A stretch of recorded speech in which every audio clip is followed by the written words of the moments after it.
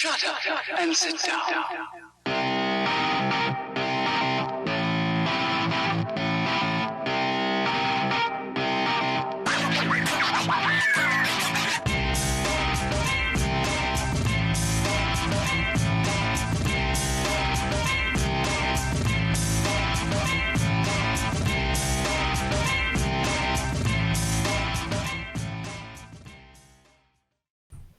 I'm sure you saw too, B is for Build's video about the Shelby lawsuits. So yeah, totally fine to build an Eleanor Mustang now. Yeah. It's also good because if anybody does, like, if they do go and bring back or go and remake the Bullet movie, which isn't talks. I heard that was in the works. Yeah. So I heard that fucking The Rock was going to be in it because, of course, he was. Of course, I've been hearing about the Rock being in the Big Trouble for Little China remake for like years now, and that shit better not happen because you don't remake a classic like that, man. You just fuck it up.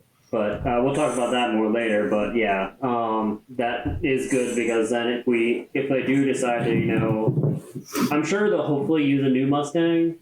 Because I'm sure they will, yeah. But if they decide to use an old one, then it doesn't hinder our ability to make a Bullet Mustang, which is essentially just a regular fastback Mustang in Highland Green. Yeah, with magnesium torque thrusts. Yeah, like nothing super off the rails. I think it had like a chrome trim delete, and then the only chrome on it was the bumpers. So yeah, like. It's nothing outlandish, like we're trying to remake, fucking Lightning McQueen from the Cars movie, like that I could understand as being like copyright infringement, like that's literally the CGI asset they invented. Yeah, but but as the whole Eleanor thing went down, a lot of it was from Shelby. It just was, or like some fiberglass, like very minimal fiberglass parts. But then, what they touched on, he touched on anyway in his video, is like the original Eleanor from the original Gone in 60 Seconds, the 1971 movie. Yes, it was just a 70 Mustang GT in like gold. Ah, shit. Sorry. And it's like, that was it. That was just a Mustang they named Eleanor, and then for the remake, Steve Sanford drew up a concept, and then Chip Foose built it, and then they made like probably 3 or 4 stunt cars for the movie. Yeah, it's the original Eleanor. It's just a 71 Mustang. Yeah, like that was Eleanor. So like that and that are totally different. Like yeah, and that one is loosely based on an actual Shelby Mustang. Mm-hmm. What with the bumper and the scoops and the hood and everything. Yeah. But Steve Sanford drew a concept, put his little spin on it. Chip Foose, he built it, and then they made some replicas for we call it the production, and then that was Eleanor. That for the whole probably 2 generations of people who've never seen the original, that's Eleanor. Yeah. Which that's a Shelby thing, but no, it's good that overzealously litigious people are it's not going to be able to send cease and desist letters anymore for no reason. Especially because, as I mentioned in that video, that it was just getting outlandish because they even went and did it to be for Build's like 2006 or 7 Mustang, and it was like, really, this is totally different Mustang that's just black and has gold wheels and looks nothing like Eleanor. Yeah, so it's like they were just getting outlandish. They were just stopping anybody and everything. It's like that's as soon as you go and that works, then you're stifling creativity, and you're fucking up people's livelihoods because then they just can't touch any Mustangs. Yeah, and you should never be stifling creativity. That's a dick move. Yeah, like I understand. Speaking of stifled creativity, main thing we want to talk about today is all of the remakes that have come down the pipeline, and the more still to come. Yes. Yeah. Also, the reboots and revamping of classic franchises. I know one on my list here that's got me particularly chapped is there's going to be a Back to the Future 4, and there should not be. No, because that trilogy was concluded, and because they already have to try and give it the Terminator Genesis treatment now is going to do exactly what that film did to that franchise and fuck it up. Yeah. Yeah, because that's the thing is there's no point. Also, Christopher Lloyd's like fucking 100. Just let that man be retired. Yeah, he is 84 years old. Like he is, and it shows. Yeah. It's absolutely ridiculous that they're going and kind of forcing people to go and keep acting. Like the man is old. Nobody should be acting at that age. Because they show their age. You can tell already they don't even care about making a good film. No. What they want to do is sell a fuckload of toys and merch to gullible dipshits who just fucking come to Marvel and eat this shit up. Oh yeah, that's because they've grown up on it, so they want to go and see it in theaters, and it's a way for movie theaters to put the first 3 back into theaters. So it's a way for them to go and do. They can just do that though. They can resell. Just put the original 3 back in theaters. They don't have to do this. But then, as you said, the toys, they're going to go and make the toys, and they're going to redo the movies. They're going to make a whole box set, because before you had the box set for 1, 2, and 3. Now they're going to make a box set for 1, 2, 3, and 4. So it's just a way to keep selling more stuff. That's how they do it. Speaking of peddling fucking toys with absolutely no cinematic quality, there's another Fast and the Furious movie coming. Indeed. Fast 10. Yep. Woo! Apparently Paul Walker's in it, even though he's been dead for like 8 years now. Yeah, they're gonna CGI. I'm not sure. I don't know how. At that point, fuck it. The whole goddamn movie's CGI. There's no practical effects in that shit anymore. No. It's not about cars whatsoever. Not at all. It's at this point they're trying to tell a story, and cars are like on the back burner. But it's to me. So the original Fast and Furious movie was essentially just a remake of Point Break. Yes, but with cars. And they really should have just stopped at one movie. Because everything after that just was dumb. I'll even give it up to, I'd say the second one's fine. It's not as good as the first. It's not. Go pull up images of the second movie. You realize how I just watched stupid that movie got. I mean, trust me, it was ridiculous. But I would give that one, and then I'd even say Tokyo Drift was fine. Devin Aoki and the fucking neon highlighter colored cars. They still had big dumb fucking wings on them. Oh yeah. You know, 100%. Wings West hadn't gone out of business yet, and fucking But I mean, about stopping a drug cartel in Miami. It's fucking it was off the wall. Stupid. But, I mean, I'll still even forgive that one. I'll forgive the first 3 because I just love the first one because of how 2001 that movie will always be. Yeah, like that was a product of its time where street racing crew is hijacking semi trucks full of DVD players. Yeah. Like, dude. So 2000, the amount of people that wore leather pants in that movie for any length of time, just the most 2001 movie. Let's see if I can find any pictures of it. It was. There's a lot of the newer ones. Unfortunately, if I type that in, Fast Furious. I think in 2001 too, that would probably have been the last time you could have gotten away with, affordably buying a Supra and turning it into the car that they did. Yeah, that's why they said $10,000 worth of parts overnight from Japan will turn this burnt crisp of a car into. And it... 2JZ engine. But, I don't know. It had a lot of quotable things. The second one, not so much. Don't get me wrong. The first Fast and Furious movie is decidedly cringe. There are many cringe moments in it. It's fantastic. That's why I love it. It's part of that cheese that makes it so good. Exactly. It's like shitty pizza, Yeah. And I've said this on Facebook like 4 times this past week. I've shared clips and trailers for shit movies. It's like, I miss shitty movies. Yeah. I miss when, studios would pump out a couple films that were just garbage that people would go see. They're like, yeah, there's some tits in it. It might be funny. I'll go watch that. It's like, exactly.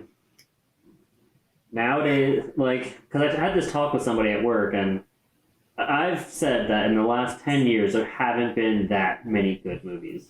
Like, arguably, the amount of good movies, if you go back from 10 years to 20 years, there's been a lot of good movies. But from today, the last 10 years, there just haven't been that many. Because if you'll... Because, like, he was naming off... We should link it in the description when we upload this, but Lemon had a fantastic video where he explained the whole problem with Hollywood right now. It was specifically about the Matrix reboot. Yeah. And how Hollywood basically cash grab tried to hold the Wachowskis hostage and be like, we're either doing it with you or without you. It's getting done. So, and then one of them was like, fuck this, I'm not doing this. And then the other one was like, oh, okay, I'll give you a movie, but it's going to be a giant fucking shitpost. And it was. Yeah. And it's because that movie, he compared it to Freddy Got Fingered, where the whole point of the movie Freddy Got Fingered was Tom Green wanted to waste the studio's money. So he did. And he made a terrible fucking movie that I love because it's great. And yeah, it was just a big middle finger to Hollywood. And that's basically what... Is her name Lisa Wachowski now, I think? I don't know. The one with Skittles hair. That shit's bright as hell. But, do you, girl. But yeah, that's... I wrote down 7 bullet points. One of them was Back to the Future 4. One of them was Fast 10.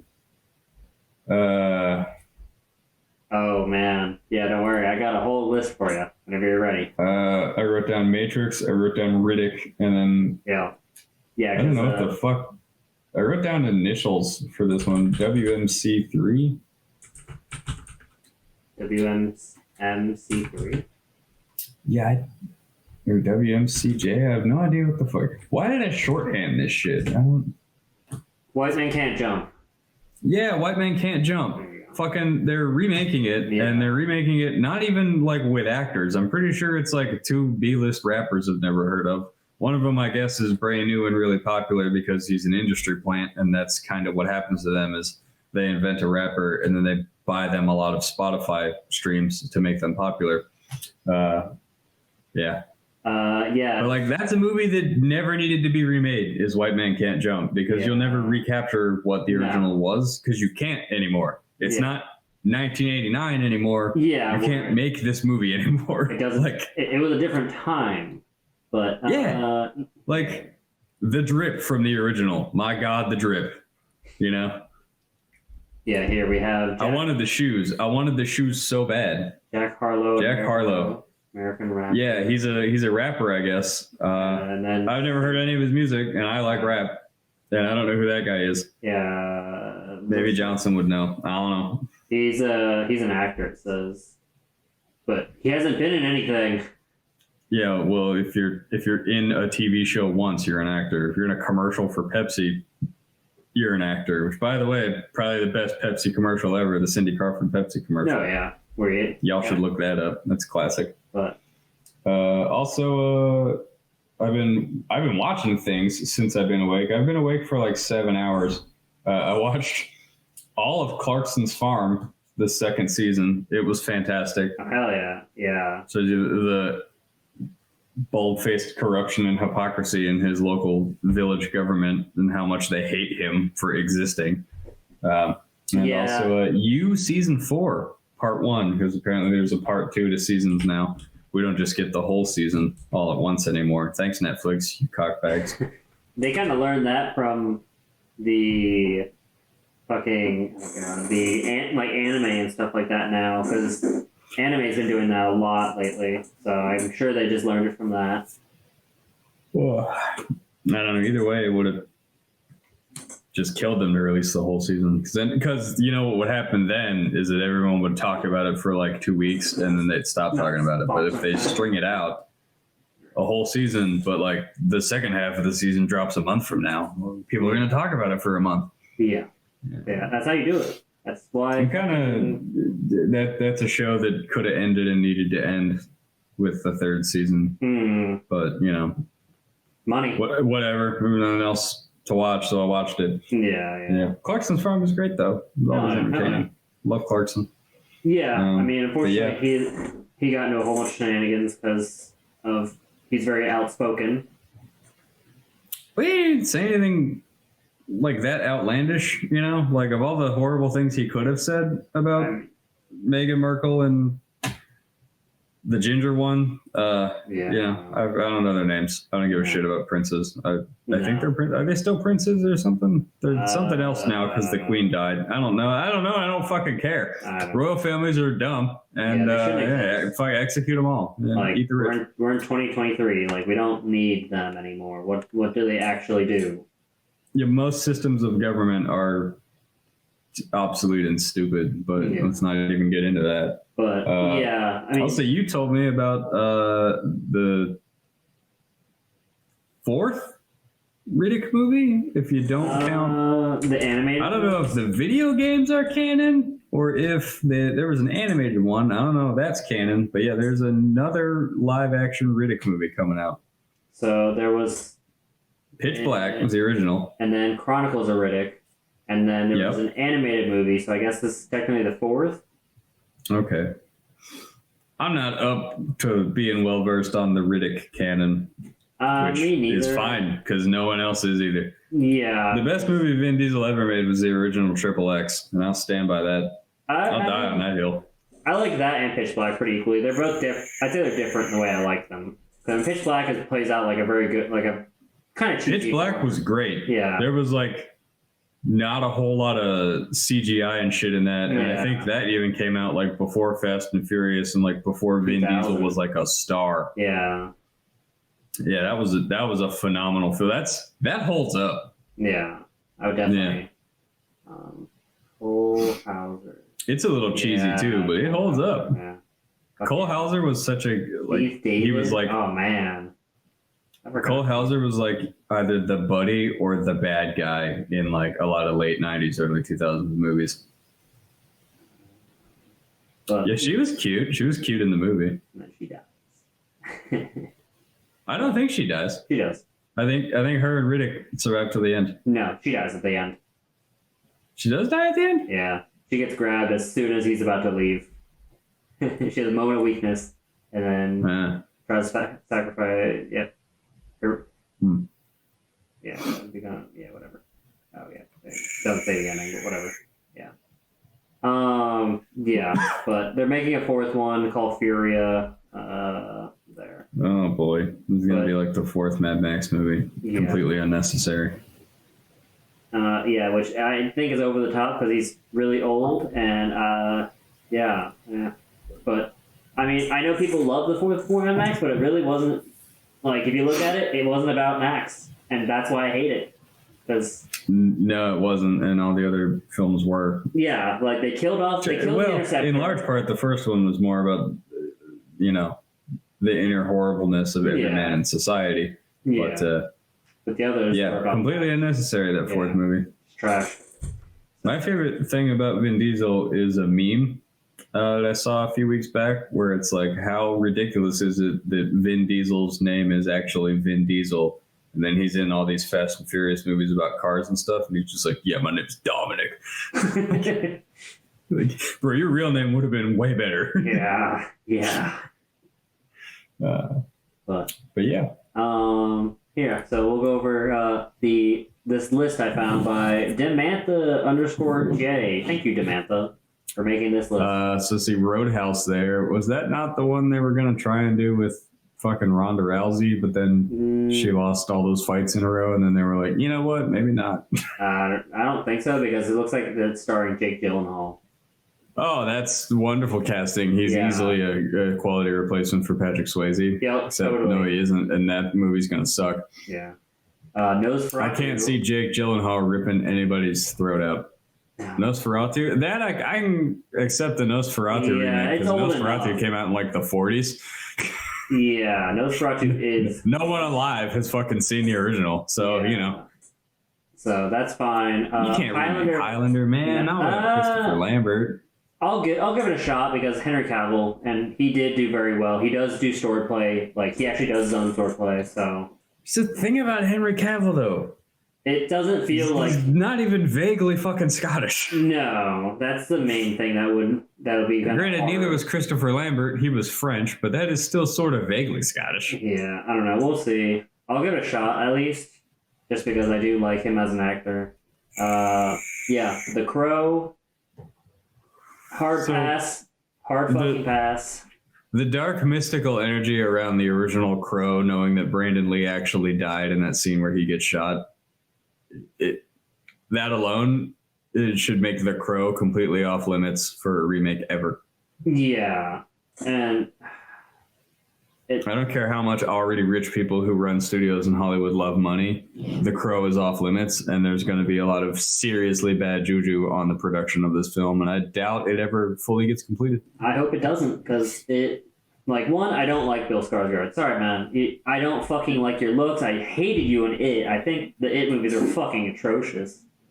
Yeah, they took Pennywise from being a creepy Tim Curry clown to being a retarded Bill Skarsgård clown. Yeah. So, like, I don't know why, like, I'm all for the It remake or whatever, CGI it up, go ahead, try your thing. But, like, why did you make the clown have a learning disability this time? Yeah, it was... Like, he was actually really scary before, and then you made him retarded, and there was just no fear anymore of this retarded clown. And I know I'm dropping, the R word pretty hard here, but, like, you can't watch that movie and be like, that clown's retarded.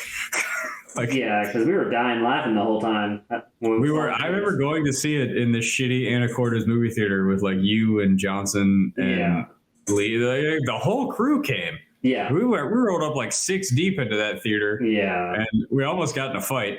I remember that because of some instigating we did. But yeah, funniest part of that movie was the dancing clown. No, I looked at.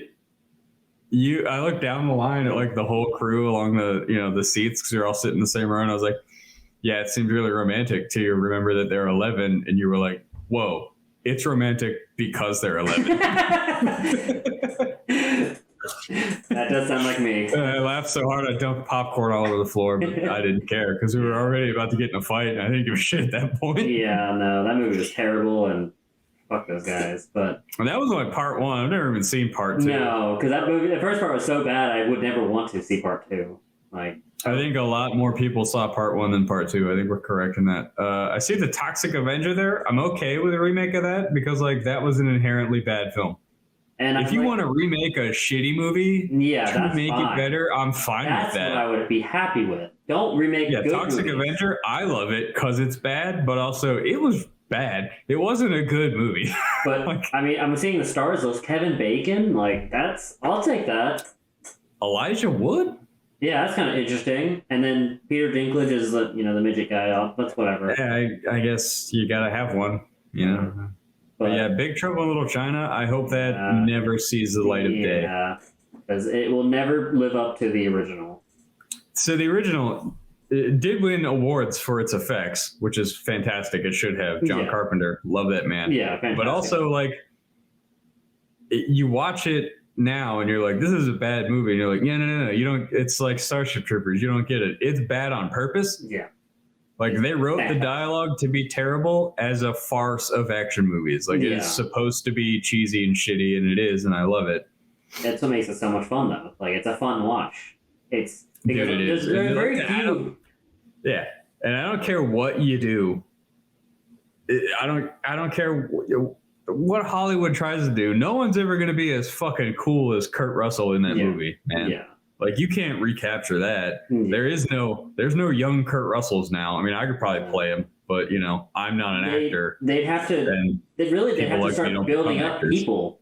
Like, they have to start building up people, and that's the thing is they're afraid to. So they just keep. You need to stop putting 60-year-old Tom Cruise in action movies. We're no longer convinced. No, like stop. Find a young unknown actor and just Like, that was one. Stop doing Mission Impossibles. There's been too many of them. They're fucking terrible now. Like, I kind of like the first one, but after that they were terrible. Additionally, surely there aren't this many impossible missions. There really can't be. No.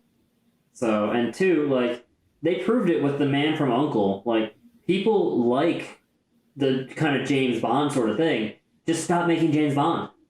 Do something else. Because the Man from U.N.C.L.E. was fantastic. I 100% recommend that movie. Because it's fucking Henry Cavill and I don't remember his fucking face. Whatever. It's the. I don't remember his name. I don't know. But like that's a good remake. I will 100% stand by that being a great remake. Like they did comedy. They didn't force it. It felt natural. Additionally, one of the reasons that was good is because Guy Ritchie directed it. Yeah. I don't think he's ever had a flop. Army. I pretty much like everything Guy Ritchie's ever done. No idea. But yeah, like that's the thing. Like this felt like a better James Bond because it wasn't trying to be James Bond. It was just trying to be a spy movie. Because like by the end of the Daniel Craig thing era, it really wasn't James Bond. It was just... Which is still going on? No, it's ended.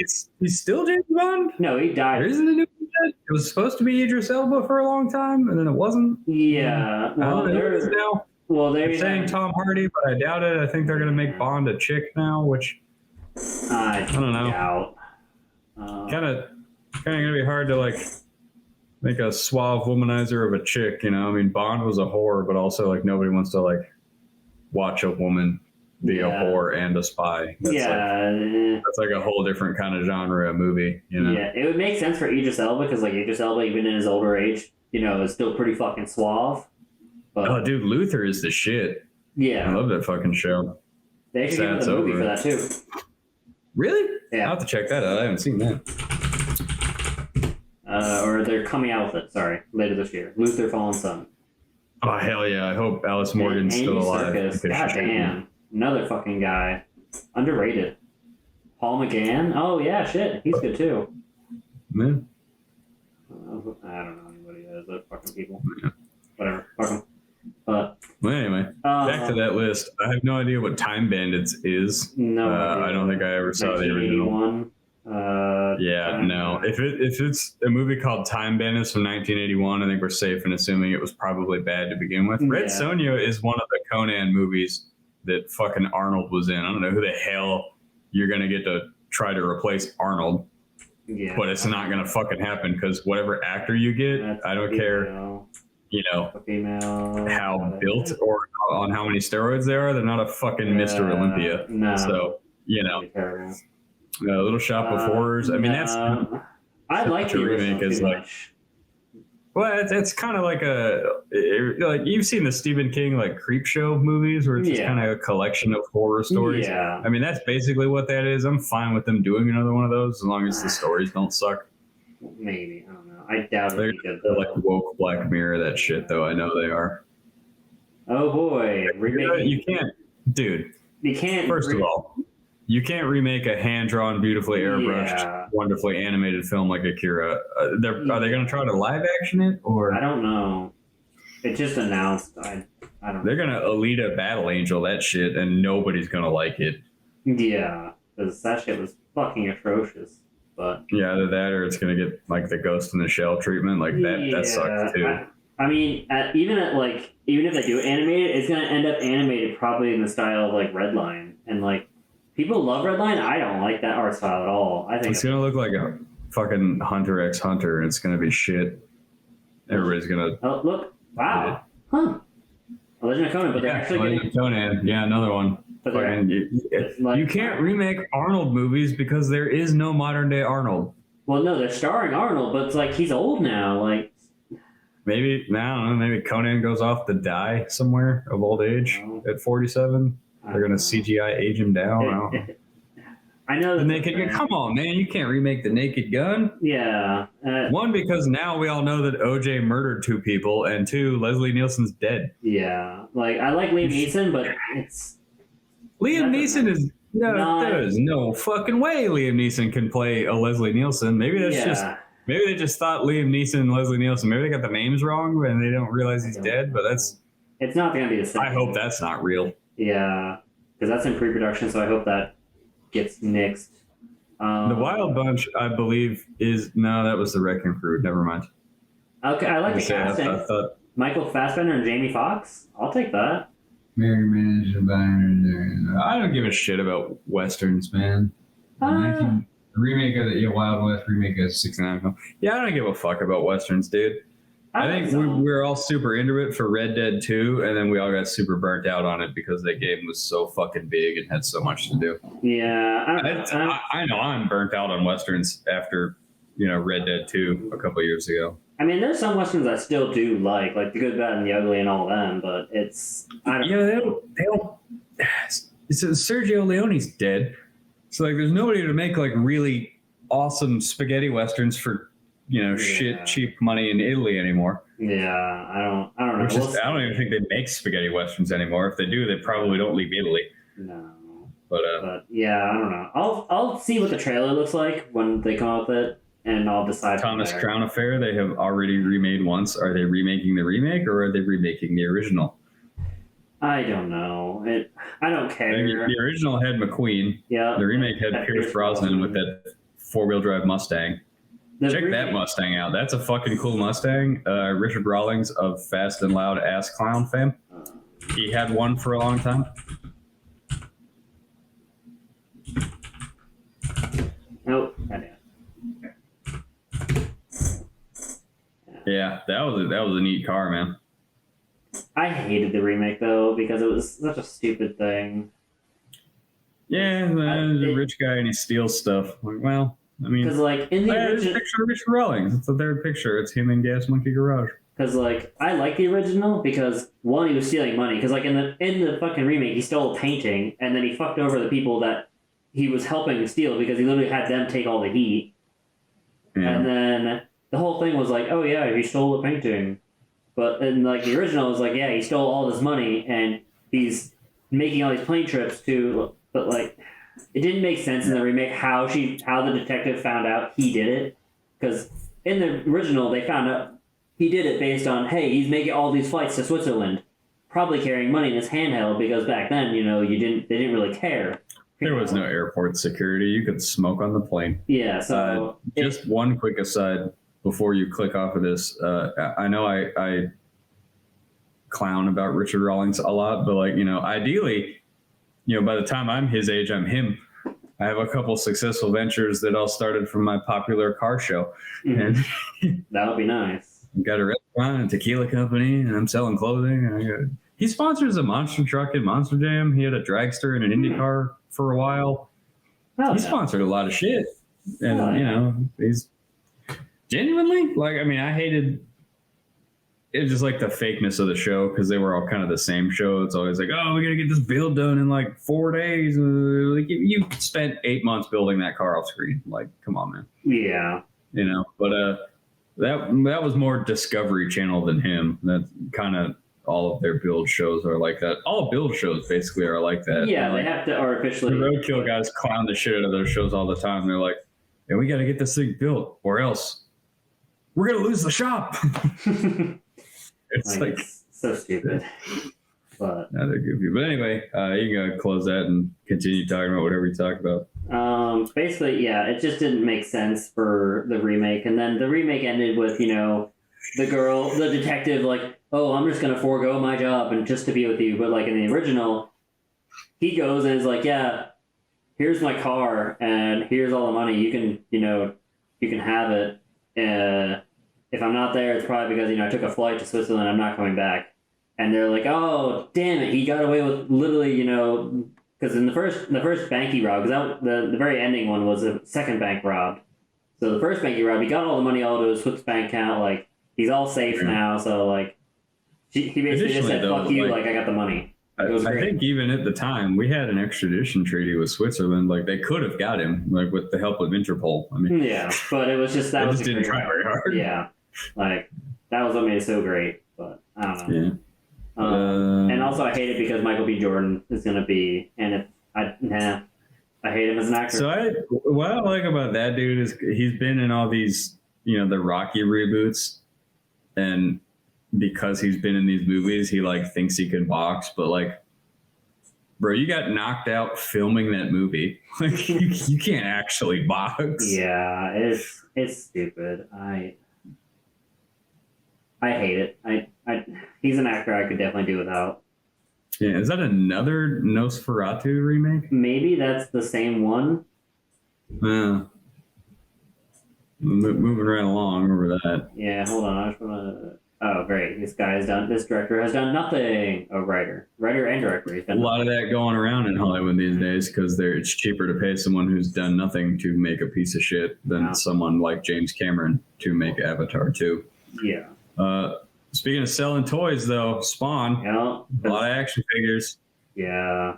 I don't know which comic book That's going to be shithouse interesting because it's going to be R-rated, but I don't know. It's not going to be. So are the 90s Spawn movies. Yeah, and I just hope that Spawn's still a black guy. He is. He's supposed to be. Oh, hell yeah. That might actually be good. I don't watch superhero movies because I'm not a fucking child, but, good for Jamie Foxx. That Netflix vampire movie he had was fucking hilarious. Yeah. I mean, there's oversaturation of superhero movies, so like this is kind of nice because maybe it'll be a horror film. But what's up? Two things are making me go, oh god, on this list. They're making another Green Lantern movie, like they didn't learn their lesson with Ryan Reynolds, and additionally, Cliffhanger, Sylvester Stallone's most hated film, is gonna be remade.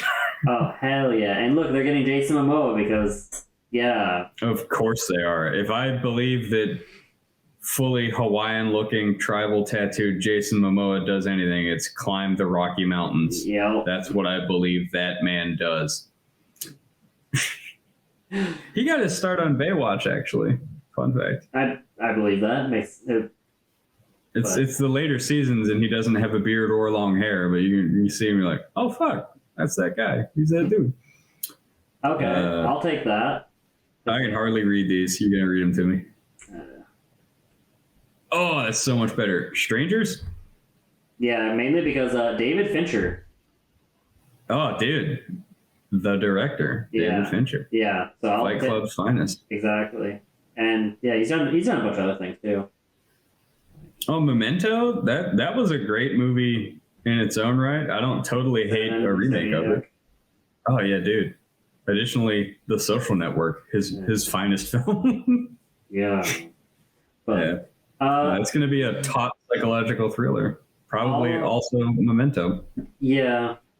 I'm hoping Memento is filmed by fucking what's his face again, because I just hope it's not a reboot or a remake, but a sequel, and that Guy Pearce is also in this one. It's a remake. So it'll be, Fuck. Yeah. But you still get Guy Pearce. I mean, you get him again. I know. Like, yeah, they should, because Guy Pearce is still the best actor for that movie. He was fantastic. I see another one here, Scarface. God. Here's something people don't realize about Scarface. It was a movie that no one wanted to make. Oliver Stone could not get anyone to let him make that film. Additionally, it was a box office flop. Scarface did not make money. It was too violent and too vulgar, and no one went to go see it. Yeah. It was only like 11 years later that it got played on cable and had developed a cult following, and then they made a video game. Yeah. Like that's also, I've never heard of this director. I don't know who that guy is. Yeah, the director. I bet he's no Pacino. Oh yeah, no, he's not. I mean, he looks the part for like a young Tony Montana, but also like he's no Pacino. No. I bet he's gonna have the shittiest accent too, because like okay. Even Pacino's accent in that movie was like, that was a thing to hear. Well, it's interesting because he's first generation American of Colombian and Peruvian descent. So, okay, maybe we'll see. I don't know. I'm not getting my hopes up for it. They're just trying to capitalize on the Narcos hype. Yeah. Stargate, I could give a shit. No, Untitled I Am Legend reboot. Yeah, because that movie came out so long ago that you need to remake it. I love that it's Untitled I Am Legend reboot, though. Yeah, that's terrible. Oh man, another Kurt Russell, John Carpenter classic. How the fuck you gonna remake Escape from New York? Like, again, that is a, not a. Yeah. I don't want to say it's a bad movie, but it's not a great movie. You're gonna win awards, but also like It was John fantastic. Carpenter. That was kind of his thing. Was like sort of Yeah. intentionally bad films. Yeah. And I don't know who. And I love the original. I even love the even shittier Escape from L.A. Oh wow, he's done really bad horror movies. Oh, they remade VHS? When did they remake VHS? I didn't even know they apparently that's how bad the VHS remake was. I didn't know they remade VHS. Terrible. It was terrible. Hard pass. But yeah, no. So that's gonna be terrible because he's a fucking horror director. So well, so is John Carpenter, but I mean yeah, but John Carpenter directed good horror films. These aren't yeah, this good. guy does bullshit. 6.3, 5.8, like that's a terrible score. Oh, the new Scream that isn't out yet. That's gonna be bad. Yeah, like it's gonna be terrible. Fuck that. Are they still making Scream movies, or have they started remaking Scream movies? I'm not sure. I think they're remaking them, but God, I was fine all day, and now I've got a fucking like nasal blockage going on because we're podcasting. Oh yeah. Flight of the Navigator because the first one. I mean, whatever. Yeah, Flight of the Navigator, don't care. Didn't watch the original. Flash Gordon, that was a cheesy piece of shit. Fletch one. Chevy Chase is old as fuck now. You can't keep making Fletch movies. Yeah, I'm guessing they're gonna reboot it. I don't know.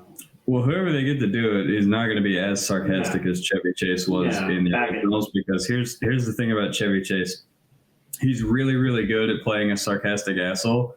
Because Chevy Chase is a fucking asshole. Yeah, oh yeah. Nobody likes that man. No, and it only got worse when people like he did the Community series, and then yeah, that's why I'm pretty sure he doesn't even make movies anymore because he basically got ousted. Oh, is there another Fletch movie with John Hamm? Is that what I'm seeing? That's Confess. 2022. Wow, that just came out. Jesus. Huh. That's. Yeah, no. Nah, that's I'm guessing John Hamm's gonna be in this piece of shit too. Probably.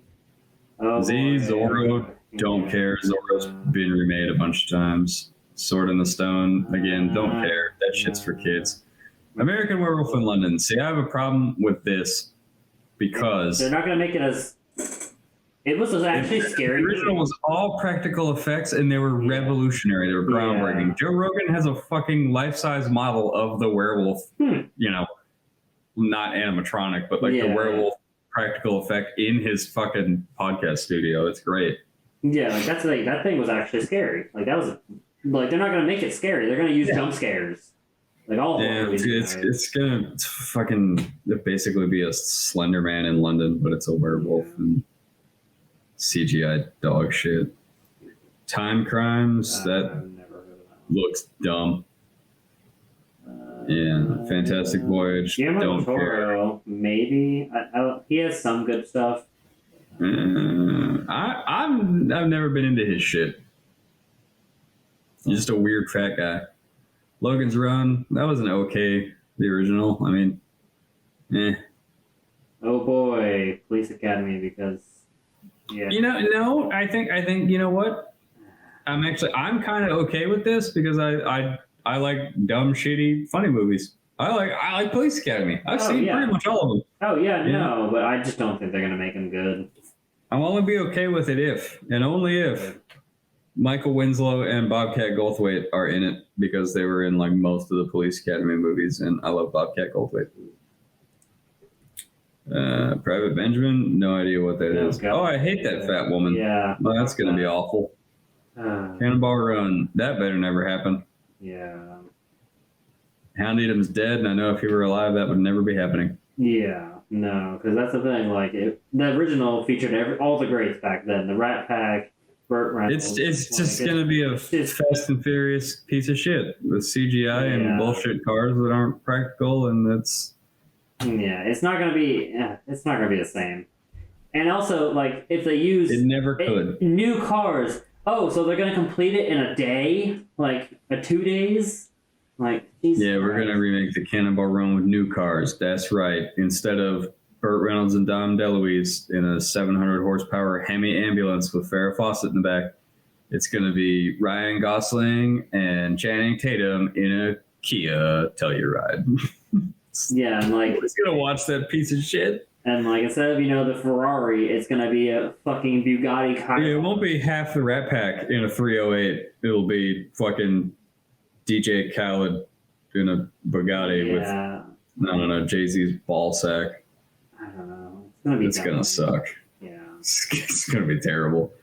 The Blob, don't care. Van Helsing, that early 2000s Van Helsing was not a super good movie. No. So, very much of its time. I'll give that one a shot. I'll even give that one a shot because Samuel Jackson, like, yeah, some of the shit's not that great. He's been in some pretty bad stuff, but... Oh, he for sure has. But I'll give it a shot. My Fair Lady, don't care. I'm pretty sure that was a play originally. The Howling. Yeah, musical. Still don't care. No. I Know What You Did Last Summer. Okay, it's been 20 years. I mean, maybe it's their kids this time. Jennifer Love Hewitt and Freddie Prinze Jr. are going to be in it, so maybe it is their kids this time. Maybe, Creature from the Black Lagoon, again, fucking the 50s. Everybody's dead. League of Extraordinary Gentlemen. I mean, Sean Connery's dead, so. Yeah, and that's like the last one they tried, it did really bad, so maybe it'll do better with it. Videodrome? You can't remake David Cronenberg horror. Yeah, that was... Least of all because Debbie Harry doesn't look like that anymore. Which is sad because she was a babe. She was a hell of a babe in Videodrome. And I think she got full frontal in Videodrome. I don't know. I remember making you watch it. Oh, yeah. It's the James Wood movie about the fucked up VHS tapes. Oh, yeah. I love that movie. I think I watched it last year, like late last year. Yeah. Commando, you can't remake Commando again. There is no Arnold.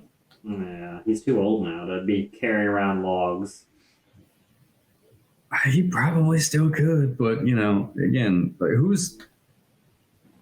there is no modern day Hollywood Arnold Schwarzenegger. No. There is none. I don't care how ripped you make fucking Ryan Reynolds. Like he's not a fucking Mr. Olympia. No.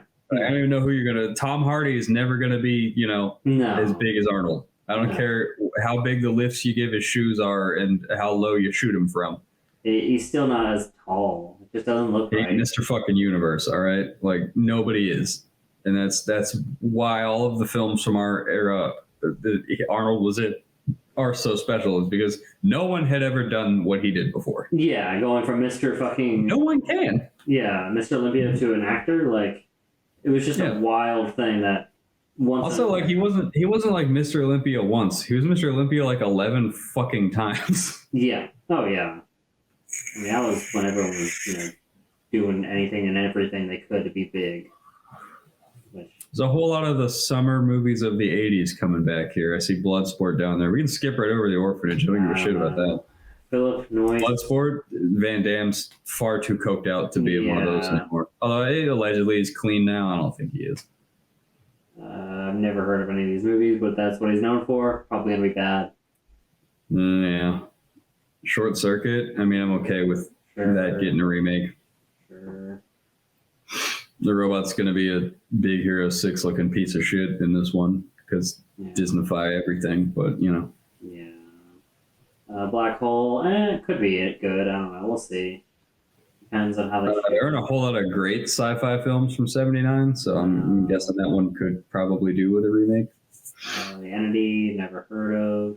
Oh boy, Sherlock Holmes, because this is why I hate remakes, because... don't care. Couldn't give a shit about Sherlock Holmes. Because Enola Holmes is fucking terrible. I don't care about Sherlock Holmes' sister. And then they... Sherlock Holmes never had a sister. Yeah, I know. They just invent one? Is that what they did? I'm pretty sure, because he had a brother. He has a brother who's as smart as him, but not a sister. But, what was it? What's that fucking guy from Elf? Will Ferrell? Yeah. There. Holmes and Watson. I hated this one even more, because... They made a Sherlock... Oh, that was the one that was, like, bad on purpose. Yeah, but it's fucking stupid. Like... So dumb. That's why I hate most remakes anymore, because I see shit like that and it's like, that's not even effort. Like, there's zero effort in that. Will Ferrell hasn't made a good movie in quite some time. Yeah. Arguably, he never has. But I would say, because I don't like the man. I don't like fucking Anchorman. Like, I think he was kind of funny on Saturday Night Live. Yeah, but I mean, that's... But yeah, with the retrospective of time passing, yeah. I mean, we all thought Anchorman was pretty funny in like 2007, but it's not 2007 anymore. Yeah, it's just... You didn't need to make a second one, my guy. You shouldn't have. Shouldn't. But... Alien Nation, don't care. Don't care. Voltron, fuck it, dude. Go for it. Whatever. Oh boy, Battle Royale. You're gonna remake Starship Troopers? Yeah, I don't care. About You're not. It's not. And it's not. They're gonna fuck it up. Yeah, they are. They're gonna fuck it up entirely. They're gonna use really bad CGI that's gonna age terribly, so it's still not gonna be the original. Yeah.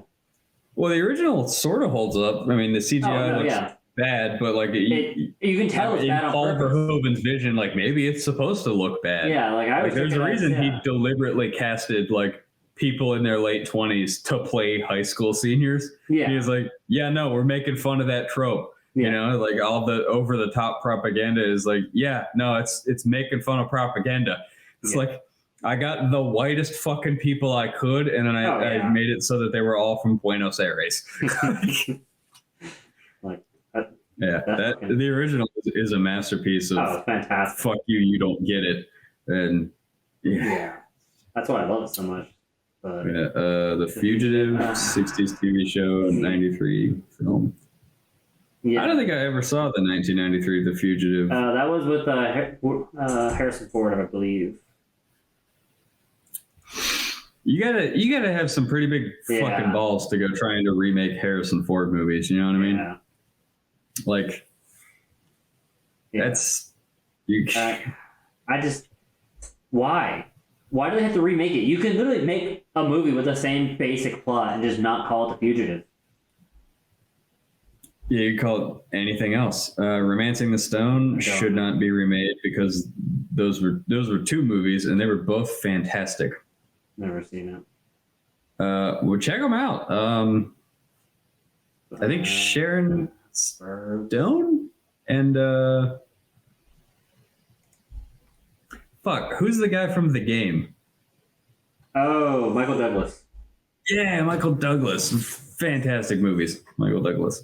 Yeah, The Game was... At one point, I think he like blows up Ayatollah with a jet fighter. This fucking... That might have been the second one, Jewel of the Nile.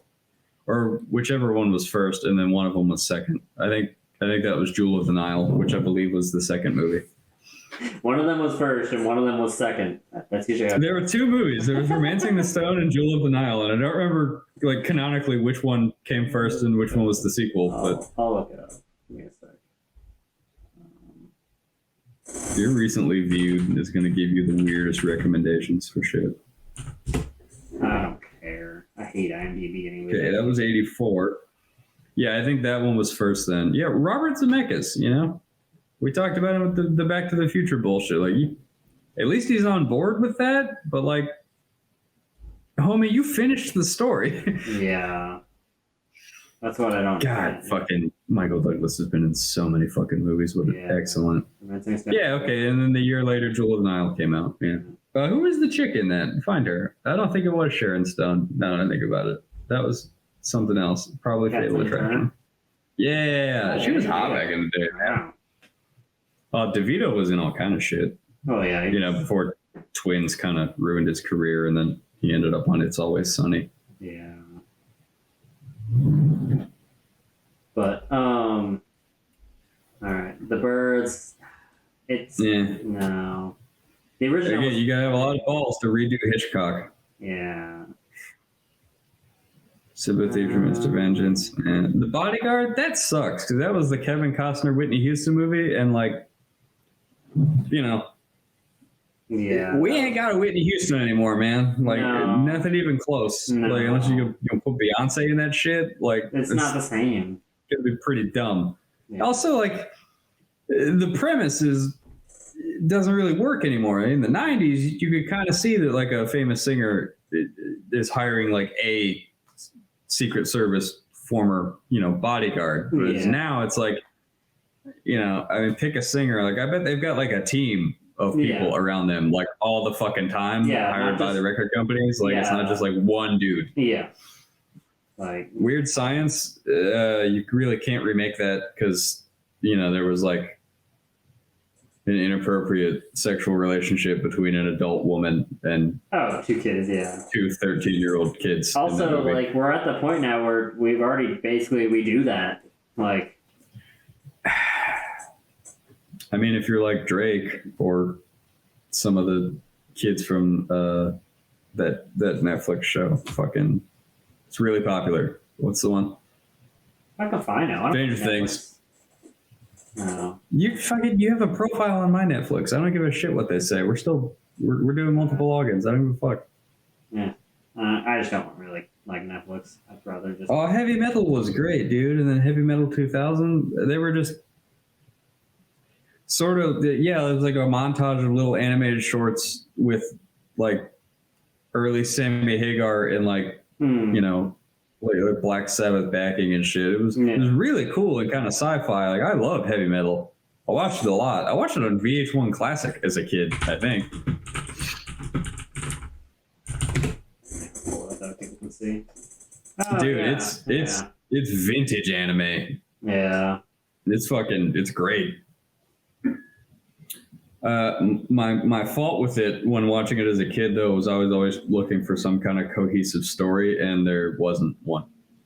You just look at the pretty pictures and enjoy specifically the song Heavy Metal by Sammy Hagar, which is a fucking banger. Shout out the Red Rocker. I still can't drive 55.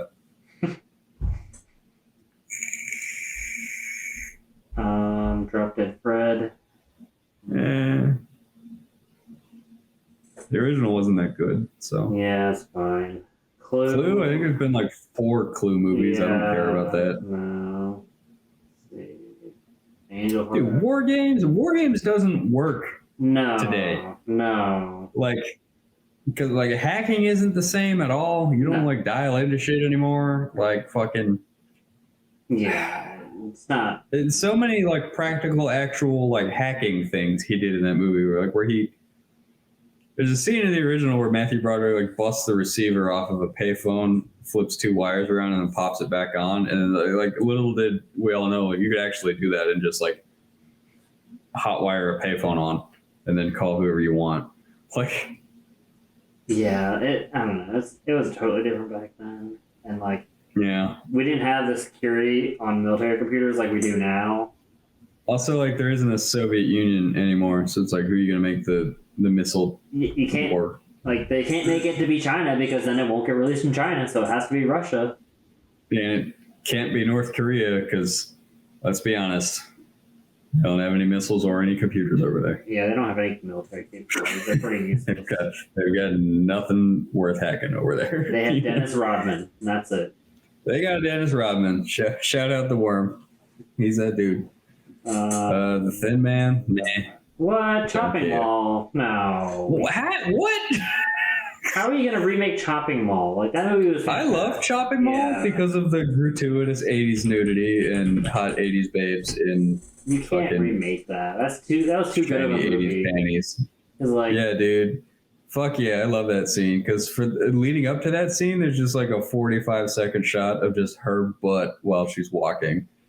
And like, you can't remake a movie like that. You sure as hell can't remake it anything even as good as the original is. No, and I don't mean good in like, oh, it should have been nominated for an Oscar. No, I mean good like it was terrible, but it's exactly what you wanted. Yeah, it was everything. Sometimes you don't want a 5-star restaurant food. You just want a fucking Papa John's large. You know, and I think we got like 2 Papa John's larges the night I made all you guys watch this. That was a great movie. Like, we'll need to rewatch that at some point. But yeah, the head exploding, like that movie was just wild. Yeah, the head exploding from a piece of shit laser beam from mall security robots. Yeah, yeah. We watched that shortly after my separation when I was still in my sad fat piece of shit phase. We were watching a lot of 80s movies because They're the best. I don't know. I like sexy 80s women in panties, and there were a lot of them in that movie. Explorers, I have no idea what that's about. Some space shit, basically Alien, meh. Yeah. Time Cop, that sucks. Another Jean-Claude Van Damme movie. Yeah. It was weird. I don't even want to say the original was good. It was just weird. It was I liked it. Van Damme. It was going to be, fun to watch. Probably as 90s a film as you could have made. Yeah. At one point, they're in a mall, and there's a car on display in a mall, and it is a fucking beautiful red Nissan 300ZX. Yeah, let me see if I can find it.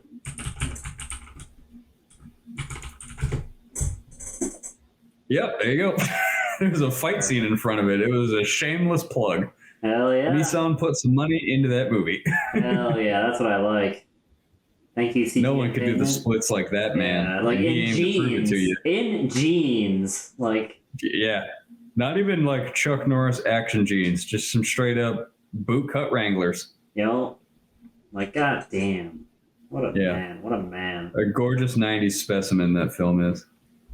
Manhunt, I don't know what that one is. I thought for a minute it was going to be based on the game, and I was like, oh, that's a good idea, is to make a movie about the game that got banned in like 7 countries. Yeah. No. The most violent video game literally ever. Yeah. Yeah, that movie was fucking ridiculous, but... Phantom Tollbooth. Nah. No idea. Sister Act. I mean, the original sucked. Headhunters. Don't care. Blue Thunder. Blue Thunder was a shitty movie about LAPD helicopter pilots. Hell yeah. Hell yeah. You can absolutely remake that. Fine with it. All of Me, no idea. Ghost Graduation, that sounds bad. The Fly? The Fly, you can't remake that. Jeff Goldblum was too fantastic. I mean, unless he's in this one and he gives it his seal of approval. Does he act anymore outside of those weird commercials for, I think, phones? Those weird commercials are for phones, right? Or phone service or something? I don't know. I don't get any kind of shit anymore.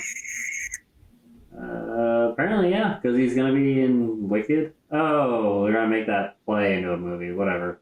Oh, it's still acting, so that's fine. Oh, yeah, he was in Jurassic Park. Dude that pretty much just does plays now. Was he in the new Jurassic Parks? I haven't watched them. I don't either, but apparently he's casted in it, or credited in it. What Hollywood's trying to do right now is just cash in on like the 90s, 2000s nostalgia of we were all kids then and saw these movies, and they're just trying to rake money in now because they're like, oh, they've got money now. What they don't realize is that millennials don't actually have any money. Yeah. No one has. I wish we did. Sorry, we don't. I'll never own a home. Yeah. No. First Blood, that doesn't sound like the first Rambo movie, but all right. Young man goes, no, definitely not. That's definitely not First Blood, but all right. Wolfman, they're bringing werewolves back. Remember fucking Underworld with Kate Beckinsale, early 2000s when werewolves came back? Yeah, they're bringing werewolves back. He only kills them. Yeah, that sounds dumb. Untitled Big Man Japan remake. Don't care. Roll on. Cineplex. Never heard of it. Dirty Dan. Bro, it's just gonna be twerking. Like. They have nothing. They're known for nothing. They have no picture. Okay, let's see the director, Kenny Ortega. He looks like a tool. He looks like a tool. And yep, all right. He's made a movie with Elizabeth Banks, which, you know what that means? That means he doesn't make good movies. No offense to Elizabeth Banks. She was hot when she was younger, but, you know. She's directing Cocaine Bear. That's about where her career's at. I'm going to go see that just because. I'm not going to go see it. I'm going to wait to torrent it. Yo ho, pirates. Like, you know why? You know the only reason I'm going to watch Cocaine Bear is because my favorite celebrity couple ever are in this film. Yeah, Cocaine Bear is such a wild story. Yeah, I'm going to see it because it's not going to be out in town. I've already checked. It's only going to be on base. So I'm going to have to go to base theater, and it's going to be great because on base theater, everybody talks. So I'm just going to hear a bunch of like really young Marines like, what the fuck is this? You should be as aggro as possible at the Like, on-base that- screening of Cocaine Bear. Like, if someone Like- talks, you should yell, "Shut the fuck up." Yeah. Like, that's the picture. That's amazing. Inspired by true Yeah. events, just a bear. It is inspired by true events. Here's a bit of a spoiler, though, for the true events. That bear ate like a brick of cocaine and then just died. And there was really nothing to make a movie about. Yeah. But they're like, we're changing the story. Yeah, But yeah, I love that my favorite celebrity couple are Kerry Russell and Matthew Reese of The Americans fame. Probably the greatest show in television history. Yeah. I'm putting it above The Sopranos. I really am. The bear was found 3 months later alongside 40 open plastic yachts. Like, that's amazing. Yeah. Kerry Russell. God, she's Oh, wow. so hot, even still. Like, and then you back to like look at like her younger days when she was on like Mickey Mouse Club, the one from the '90s, and then even like Felicity. Like, God, Kerry Russell's a babe, dude. What time? Yeah. But, Wicked, don't care. yeah. Masters of the Universe, Don't- couldn't give a shit about He-Man. Never did. No. Gremlins. Gremlins. Don't care. Oh, hey, look. Is it? It's a sequel to Gremlins, but Yeah. there already was a sequel to Gremlins, which is why this is 3, because Gremlins 2 was not good. White Man Can't Jump. Yeah, Yeah. that's. Gonna be bad. Gonna be bad. Yeah, I'm not gonna watch it, but it's gonna be bad. Oh, okay. Now we're on to movies that are. This one's coming out this year. Whatever. I don't really care. This one came The out. new Hellraiser, I'm not totally down on. 'Cause I watched someone did a How to Survive on it, and I watched it, and it made me not want to watch it because it was really dumb. well, let's be real. The original Yeah, it and wasn't probably that the strong. second and third Hellraiser were pretty good. The first 3, but like they didn't stop making them. Like there was a Hellraiser in like 2004 that was just shit. It was like camcorder video quality. Like it wasn't great. It was in Mexico for some reason. Like it was bad. Yeah, they made a lot of them. Not all of them were good, so I'm fine with them making another one. Yeah, that's what It's also not that good to sell toys. Which, speaking of toys for Hellraiser, growing up, my Aunt Ellen had like a statue of Pinhead, and I don't know if she like bought it or made it because she was in the habit of like making dolls and shit. She was really creative. She would make whole like diorama scenes with like Barbies and G.I. Joes where she like made a biker bar and they were all like smoking doobies and drinking and shit. It was amazing. I wish I had a picture of it. But yeah. Yeah, that first one actually, I think. I'm pretty sure, yeah, that was it. That's pretty- She was a big time eBay person. She was always on there buying and selling stuff, so I think that's probably where she got it. Fair enough. And as for where all that shit is now, I think it's just in my Uncle Charlie's attic. Yeah. Hell yeah. Yeah, I mean, She had a they're scary back then. fuckload of original Star Wars shit from the 70s still Okay. in the packaging. And Jesus. at one point, I think when I was like 9 or 10, like gave a bunch of it to me and my brother, and we was like immediately like fucking opened it, played with them and shit, and just fucking they're worthless now. They're all destroyed and in my parents' basement. So Yeah, the goes. destroyed a bunch of Star Wars shit. So much I give a fuck about that franchise. Yeah, I mean, you were kids also, like, you didn't know. It's whatever. Well, I think I sort of knew that Star Wars stuff was like expensive, and I think I remember like asking her like, "Aren't these like antiques? Aren't these like valuable?" And she's like, "No." So, Batman. I mean, they're fucking never gonna stop making Batman movies because Yeah. they want that money. Yeah. Resident Evil. Was That's terrible. because, well, I refuse to believe this Resident Evil will be It came of out. either the game or the movie canon because Wes Craven. Yeah, no. Who's the director of the Mila Jovovich movies? Because if she's not in it and her husband's not directing, I refuse to believe it's a Resident Evil movie. It's not Wes Craven. Who is it? Paul Wes Anderson.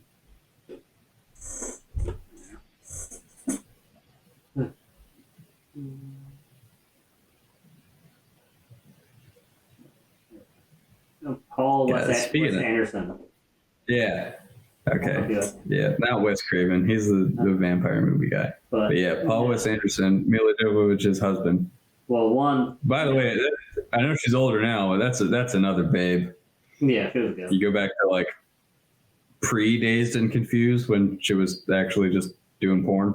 Yeah, those are great times.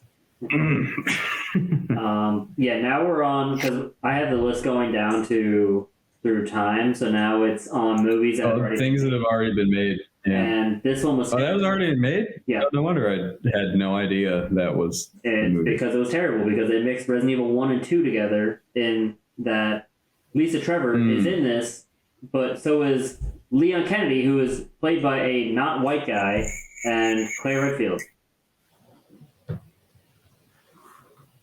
Yeah. So as for like casting of the original game characters, like I really do feel like Paul Wes Anderson's movies nailed fucking casting on them, except for Barry. They got Barry wrong. Yeah. But aside from that, everybody else, Leon looked like Leon, dude. Yeah.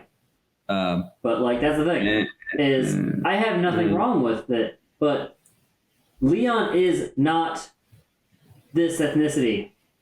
Yeah, Leon S. Kennedy was 100% a blonde white dude. Yeah, like he was as white as can be. Like that is pretty good for Chris Redfield. That guy kind of looks like him. I can see that. Yeah. Everyone else looks pretty close. Yeah. I don't. No, she's not Jill. No, she's not. But like Chief Irons, yeah, that looks like Chief Irons. Ada Wong, yep. Yep, Asian lady. That's Ada Wong, because the originals you fucking could barely make out her polygonal face. Oh yeah. Yeah. Like the rest are mostly fine, but like Leon Kennedy is one of the big actors, and you cast him terribly. He's like the main character of the second game. But yeah, essentially they mixed Resident Evil 1 and 2 together because like that's Lisa Trevor right there. Like she's in it, and it doesn't make sense. Yeah. So it's stupid. Why would she? So. Ew. Yeah, and then because of that, they also released the Resident Evil TV series, which is terrible because they made Wesker black, and also a pussy. They made Wesker a literal computer nerd. That's and they killed him off in episode 2 or 3. I don't know. I didn't fucking watch it. I just read the Spark Notes because I was like, I'm not gonna watch this. This is terrible. I mean, he's all that. The gender swap of she's all that, which is it was a shit movie. It's fine to remake a shit movie as another shit movie. Mortal Kombat was good. I'll give that. I was never that into the movies. I take that back. I do like the first one. 90s as fuck Mortal Kombat movies with Eric Roberts and shit. Yeah, like the first one was fantastic. I like those, yeah. But this was good because it was actually good martial arts, and they got martial artists to do the scenes, so it's pretty cool. And it was more The Craft. They shouldn't have remade that because Fairuza Balk. I think that's her name. I don't fucking know her name. That's why I got a 4.5 and a 54. Yeah. Rebecca, I don't even know what that is, but whatever. We're fucking COVID 2 years ago now. Oh wow! Look, they remade American Psycho apparently, and I didn't even know they remade it. No, me neither. Perry Mason was good actually. Once again, Matthew Rhys, it's my dude. I want to steal his wife from him. I don't care about the age gap. But yeah, Mulan. Paris was hot. Mulan. Yeah. The Invisible Man. I'm guessing the remake of The Invisible Man did not have a creepy rape scene. No, this one's basically. I watched a How to Survive this one, and it was interesting because basically it was instead of it being a serum, it was a suit, and basically the main character was an ex-wife who tries to get away from him, but then he starts fucking with her, going and eventually gets to the point where he just flat out kills all of her friends in front of her and makes it look like she did it. So she gets arrested, but Yeah. Yeah, who's gonna believe the now driven to the point of being psychotic Yeah. widow saying an invisible man killed all these people? Like, yeah, okay, crazy. Get in the bathroom.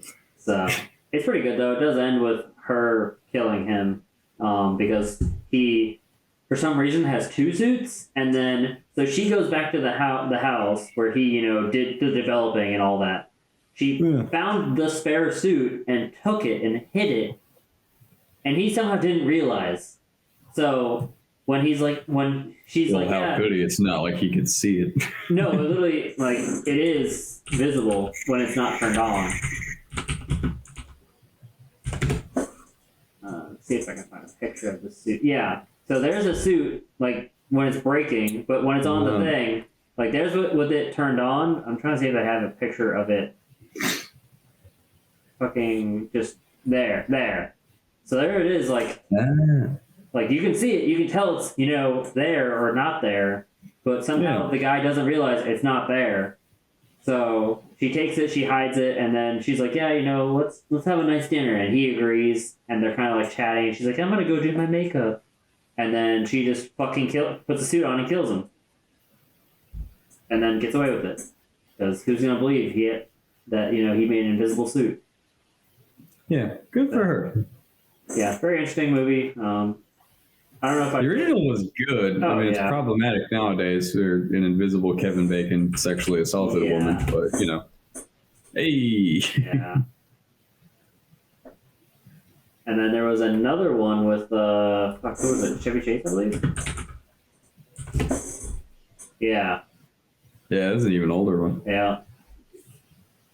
Which that one was a lot happier because it ended with them actually getting away. And having a kid that I think was also half invisible. Yeah, like half invisible or some shit, or fully invisible. I don't remember. But the Kevin Bacon one was super rapey, but it was really dark, and that was kind of what I liked about it. Was super dark. Well, I mean, true to life, if a dude got invisible, what would he probably start doing? Yeah, exactly. Especially an unhinged dude, like. Yeah. So, it was good. I liked it. Kevin Bacon plays crazy pretty well. Yeah. So, yeah. Other than that, Charlie's Angels. The Grudge, Charlie's Angels. Yeah, that flopped hard. Yeah.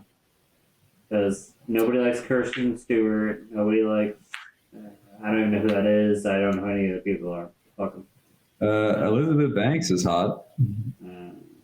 Oh, she also directed it. Well, that makes sense. Yeah. Got a woman directing a movie about women. It's not going to be good. Yeah. And I'm not sexist for saying that. Historically, women directing movies about women flop pretty hard. Shaft, that was great. Aladdin, I fucking hated because... This is a kid shit. I don't give a fuck. It's all kid shit to fucking sell toys. Hellboy make money. Is fucking terrible because... Didn't have Ron Perlman. I like Mila Jovovich, but I don't care. I love Mila Jovovich. But it didn't have Ron Perlman, so that was enough. That's another one. Paul Wes Anderson, I'm coming for your wife. Pet Sematary, Mila Jovovich on this arm and Kerry Russell on this arm. Dumbo, I don't give a fuck about. Hey, look, that movie I fucking despise. Hey, look, 3.9 and a 24. Yep. There you go. Well, that was in the time when Will Ferrell and John C. Reilly were in every fucking movie together. Oh yeah, they're fucking BFFs. Yeah. Robin Hood. Wow, Jamie Foxx was in that, but no, it didn't look. How many times did they remade Robin Hood though? Like too many. A Star Is Born was a remake. Oh yeah. The original was a fucking country singer, and I think Cher? No idea. Oh, look, Ocean's 8, the remake of Ocean's 11 series. I had the all-female Oceans that flopped hard as fuck and lost a shitload of money. Yeah, because, I mean, it was a female casting thing. It just wasn't interesting. Like Overboard, which I believe the original was also a Kurt Russell movie. I believe so. Tomb Raider.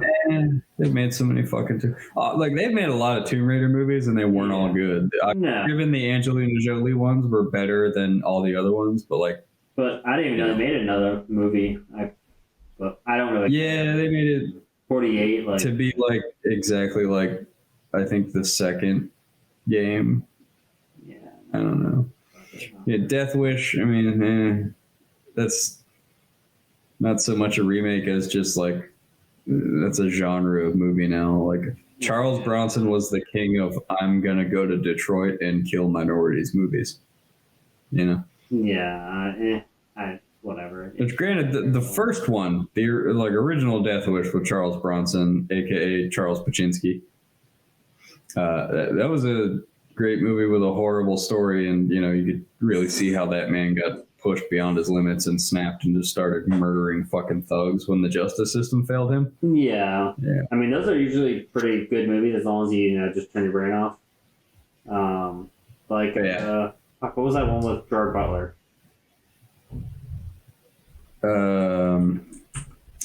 Not Double Jeopardy, Law Abiding Citizen. Yeah. That was a great movie.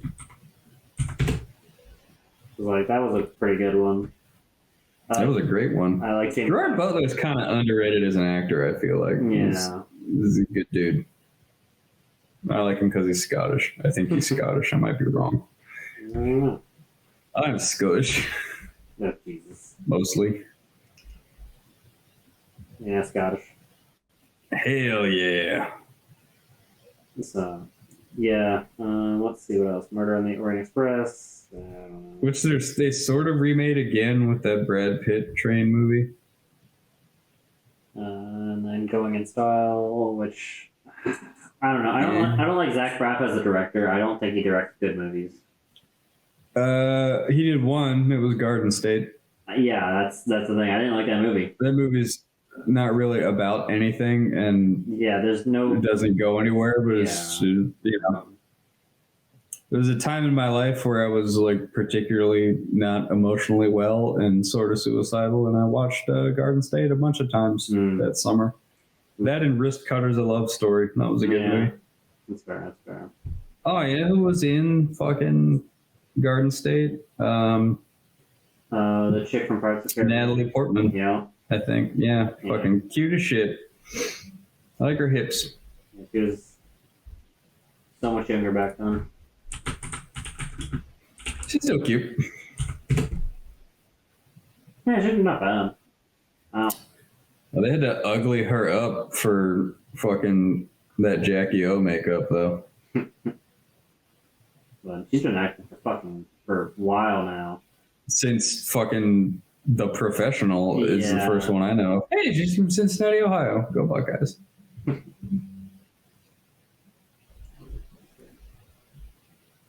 Yeah, but she did the Hollywood thing. She sold out and she did some superhero movies to get that fucking Marvel money. She was in Heat. Mars Attacks? Oh man, Mars Attacks, that was a good one. Mars Attacks is a fucking film, bro. That's putting a fucking person's head onto a dog. That was a great. Yeah, I'm not gonna say it's good, but it's a film. I love it because it's so ridiculous. That's what it is. It is ridiculous. It's bad CGI. It's a really fucking dumb premise. It's got a lot of big name actors in it, and it's one of those films. Yeah, when you miss a simpler pre 9/11 America and you really want to feel like a kid again in the 90s, just rewatch Mars Attacks. Jack Black was in it for all of like 30 seconds. I was watching the X-Files the other day, and fucking Jack Black was in an episode of the X-Files. Oh, hell yeah. For like a total of 4 minutes maybe on screen. Yep. It's great. Yeah, he was not in stuff very long. Tom Jones was in this film. He played Tom Jones.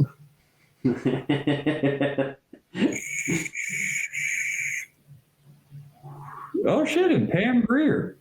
Jackie Brown herself. Shout out Tarantino. But yeah, Natalie Portman. Mm-hmm. What a babe. Pierce Brosnan as Professor. You do the Wayne and Garth thing every time I bring up a babe. You're like, swing. That's a movie I'm glad there hasn't been another one of. Don't fucking talk, because you're gonna let them. They're gonna hear you. No, because Dana Carvey and Mike Myers are still alive, and Lorne Michaels isn't the kind of guy to try and cash in on a payday like that. Oh it wouldn't even be him. He cares more about things being funny, which is a shame to say because if you look at Saturday Night Live for the past 9 years, it hasn't been. No, it's been pretty bad. It started being unfunny when Jimmy Fallon was still on it because I fucking hate Jimmy Fallon. Yeah, I don't like him. Yeah, it hasn't been funny in a long time. A lot of it is the cast members and the things they're trying to make into jokes and it's yeah. Because like they had Elon Musk on it for like a little bit, and it's like, why? He's not funny. He never will be. Like, it's like when they had Steven Seagal host, and part of the complete and total lunacy of Steven Seagal is that it is impossible for him to make fun of himself, and he also cannot take jokes about himself whatsoever. No. And he runs like a girl. Yeah. Steven Seagal running is the hilarious thing. I'd love it if you pulled up a video of Steven Seagal running, because it's just like a motion that doesn't make any sense whatsoever. They're like I don't know. It sounds like dumb to say because when you think about it, you're like, well, nobody ever taught me how to run. Like nobody ever taught this man how to run. But like, it's funny you say that because Steven Seagal running like a girl compilation. Yeah, look, it's a weird. His hands. What is he doing? And why isn't he? Yes. Look, what is he doing with his hands? Like I don't. That's not a fluid motion. That's not good form, man. He's out of breath and shit. He's not breathing. Like what are you doing, he's man? Holding his breath the whole time. Yeah. No wonder he got fat. He didn't know how to run. Yeah, it's like like those kids that can't do push-ups and like you can't get it through to them. Like you're not supposed to hold your breath when you do push-ups. You gotta breathe, and they just don't get it. And it's like Like what is he doing with his wrists? There's like no rigidity. He's spaghetti arming it, and yeah, a lot of shit in his movies. When you think about it, you look at it now, makes absolutely no fucking sense. It's like how did this guy become an action star in the early 90s? You know, this fake martial arts that aren't real and throw punching people and fake breaking arms. They're all so bad, but it was a box office draw. Yeah, I mean, I don't get it. Like my dad, I don't get a lot of things. My dad loved him when I was growing up because he loved Under Siege. Under Siege is a hilariously bad Navy film. Yeah, because it doesn't make sense. It's like, yeah, this guy was a Navy SEAL, but he went and he failed a mission, so he got reassigned to being a chef. It's like on the nuclear Tomahawk equipped USS Missouri battleship, which was apparently still in use in the 90s. I know it got reactivated for Desert Storm and Desert Shield, and we shelled Iraq from the Med with it, but like nuclear Tomahawks, and also Missouri, like the fuck, and also cross-dressing Gary Busey. Yeah. And the former hottest chick of the 90s, Erica Eleniak from Baywatch. But she was in that movie after she got big fake clown titties and it ruined the whole thing. It ruined her. I mean, it didn't ruin the movie. The movie's still hilarious and stupid. So that's a bad movie that I like because I like bad movies and I wish that Hollywood still just pumped out bad movies that I could like. Yeah, that's the thing. But they don't. They pump out terrible movies, but they're bad in the way that you can't even like them. The biggest problem, I think, with Hollywood nowadays, like they're putting entirely too much money into these movies. Like, you've got to stop budgeting $200 million for a film. Like, It's not, unless it's great, it isn't going to make that back. Because, like, they made the You need to budget for a movie being a piece of shit, you know? Yeah, they're doing too much because, like, even The Meg, like, there's no way that was going to be a good movie, but, like, you can tell they put a lot of money into it, and it's like, why? Why? For the Asian market, they film most of that fucker in Asia. Like, it... Macau and shit, China. It just wasn't going to be a good movie, and it's like, you just got to accept What the fuck is that picture of a woman on a bed? Scroll back down. Meg, the designer. Oh. Some Asian. Fucking, Looks. look at this dress. Yeah, you're ripping off the early 60s. Nobody cares. Yeah. There aren't any original ideas under the sun anymore. I feel like I could direct a lot of like awesome, cheesy, bad movies for like almost no budget. You know? Yeah, I'm curious. I'm gonna look up what the best movies of 2010s are. So we'll go by Rolling Stone because that's the first one on. Well, they're already saying Fury Road, so we know this list is dog shit. Oh, Black Panther, of course. Okay, I'll give that one. That's fine. Slockabalookum. Never heard of this Okay. one. Once Upon a Time in Hollywood, I buy that. Tribe, no idea what that is. Lincoln, I don't give a fuck about. Like, Yeah, biopics are like, if you're into the person, sure. creativity in those movies, you know, it's just Yeah. kind of somebody's life story. Yeah, and like someone as famous as Lincoln, like he has a lot of story. Like you don't really have to. I be mean, creative. let's just be honest. We know how it ends. Yeah, in a movie theater. Personal Very shopper, angry I actor. don't care I about. don't know Just what Kristen that is. Stewart. No idea. Another Asian one. Yeah, it's probably some Bong Joon-ho shit. Hereditary was funny, but it wasn't supposed to be. But it was funny to me. I didn't love it. Funny because it's bad, unintentional comedy. Yeah, Gotta love that. yeah, because it was like we watched It's it on better when it's unintentional. Because, when it's like- intentional, like, you know, Big Trouble Little China or Yeah. Starship Troopers, like it's just good. I just enjoy it. But like when it's not supposed to be funny, is so great. because like halfway through the movie, the son's driving home after like being at a party, and the daughter's having like an anaphylactic shock or some shit. She sticks her head out the car window to try and get air, and it's at the exact point that a telephone pole decides to be as close as to the possibly like to the car as possible, and it just takes the girl's head off. And he just drives home, and he's just like, okay. Practical.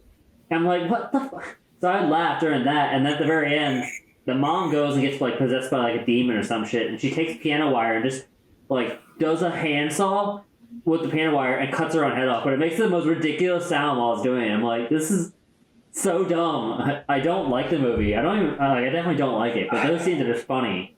They're so bad. It's like, who thought this was a good idea to make this sound? Like, whatever. But, never Speaking of fucking wire cutting shit up, the first 10-20 minutes of Ghost Ship, quality cinema. The rest of that movie, the other like 90 minutes of it is a giant turd. But the opening, pretty good. Like, it was just Had ridiculous. young 7-8-year-old me fucked up for a hot minute. Yeah. But Elena, I don't know what that is. No idea. I'm not your Negro. No idea. Black Power. Yeah.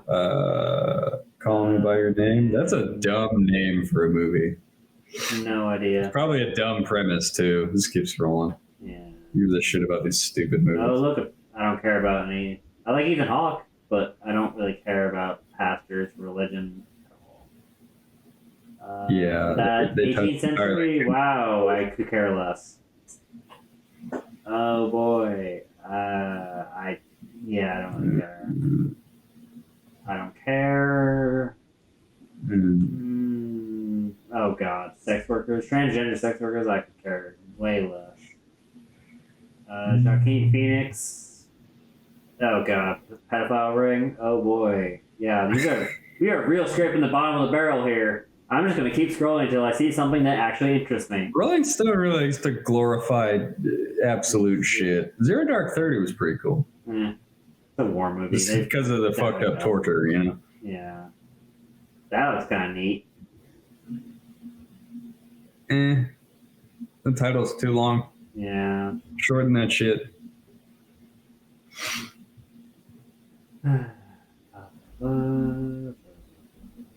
Oh, The Irishman. You like that one, I think. I didn't really. I never finished it. It's 5 fucking hours long. Yeah, it's too long for me. I didn't care. It's like there was a time when a De Niro, Pacino mob movie would have really intrigued me, and that was the 1990s, and that time has long since passed. Yeah. They're both over the hill, Oh, bro. Parasite. That did relatively well. I can't believe that's only 12. I watched that on the flight home from my last deployment ever, and Ugh, 9? No way.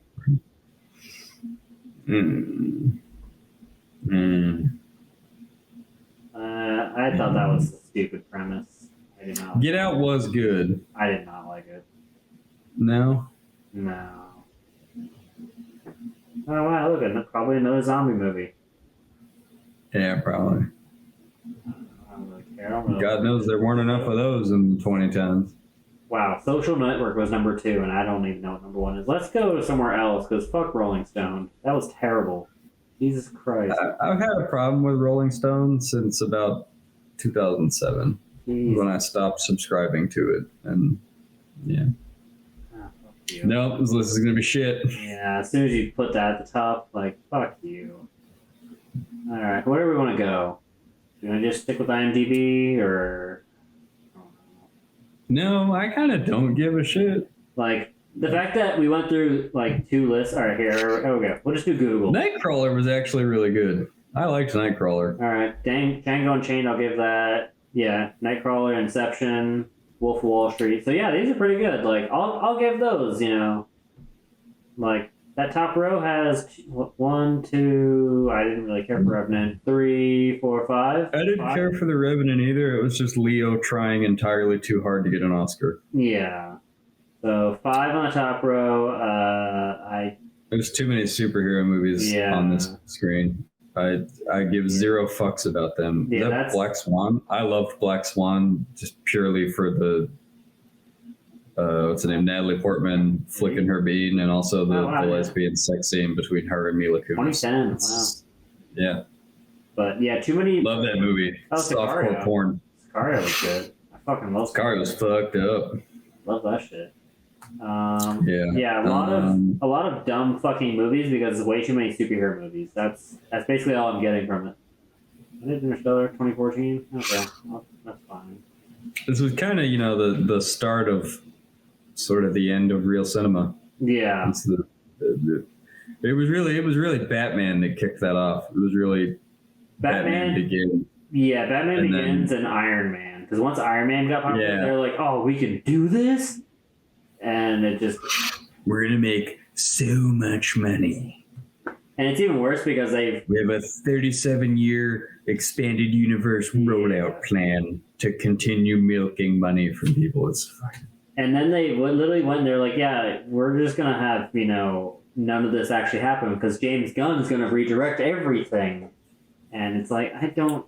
All right, we got this one guy. We signed him to a lifetime contract. We don't have to pay him anymore. We're going to make him redirect all the comic book movies. Yeah, so that's like James Gunn is like basically... Everything wrong with the world starts with Hollywood and the Marvel Cinematic Universe. It was terrible. Whiplash. That was the movie with the girl who's a boy now about the roller derby girls. I liked that one because there were some hot girls in it. And it brought back to popularity the obscurity of the 80s Texas Christian rock band Stryper. Because there was a whole B plot about her and this guy dating, and she always wore her dad's old Stryper band t-shirt, and she gave it to him, and it was fucking... Okay. I don't know.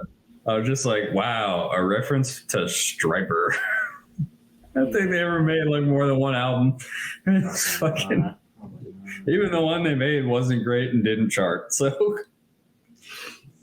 But a lot of it was kind of the 80s thing though, like with Van Halen and like Def Leppard. It's like, oh, one's good, 100's better. Everybody's got, and it's basically what they're doing now with movies. One's good, 100's better, and it's not. No, it's not. No, you're gonna make a lot of shit. Fucking dumb, but that's like the Marvel Cinematic Universe. Why make one? One's good, 100's better. You're gonna make a lot of shit that very few people like. You'll spend a lot of money doing it too. I mean, a lot of people like them. That's why they keep doing them. It's just a lot of people voted for the Nazis. I'm making that comparison because I fucking hate the Marvel Cinematic Universe. I think it's so fine with you making that comparison because one of my favorite quotes ever in TV history is from Super Hans, from the show Peep Show, And there's a scene where he's talking to his buddy, and he's like, I don't know, man, but like, will people like it? Will people get it? He's like, fuck people, man. People like Coldplay and voted for the Nazis. Yeah. And it's just fucking, it's great. It's a fantastic quote, and I agree with him wholeheartedly. Fuck people. I don't give a shit what people like. People are fucking dumb. Yeah. People like Coldplay and voted for the Nazis. Yeah. Or they even say it in Men in Black. A person is smart, people are dumb. Mm-hmm.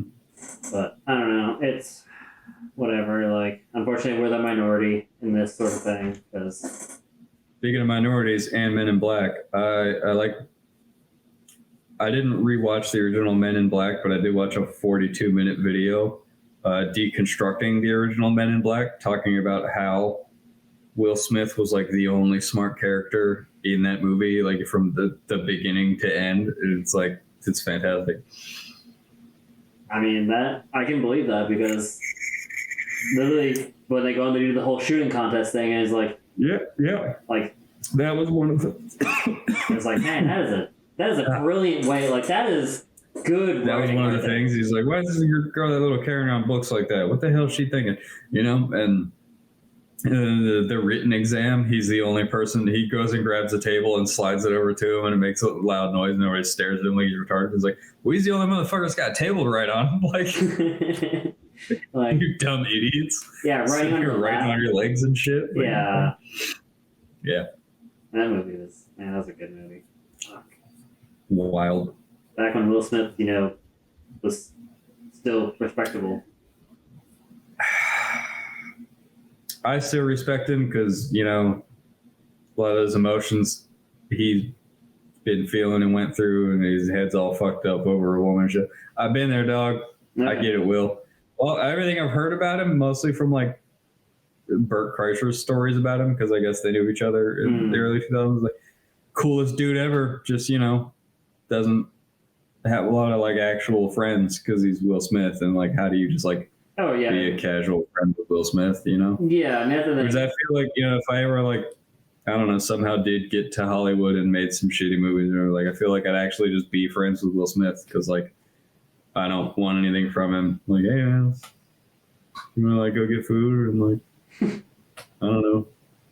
Yeah, like, I mean, he got fucked up because shoot around on a court, like, because he was like a child. He wasn't, I'd say, a child star, like more like a teenage star, but like that's. Yeah. That, like, when you get popular that young, that really fucks you up. Like, Macaulay Culkin. Well, musically, before Fresh Prince, he was, he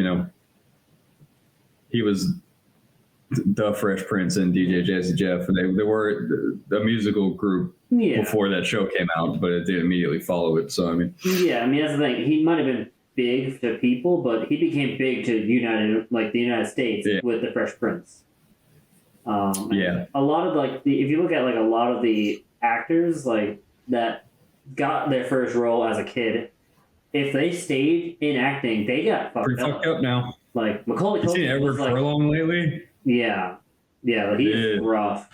He is a kid from Terminator 2. Yeah, not doing great. No, he is in a rough. I saw we were talking about the Crow and the Crow reboots and remakes. He was in one of the Crow sequels in. Like 08, maybe 07, and he was still, he looked all right then. He looked the same but older, but like now he's like, yeah, he is. He's like Ron Jeremy big, and like doesn't look sane or healthy. Like if they got him to play a Ron Jeremy like fucking biopic or whatever, like he'd be the cat.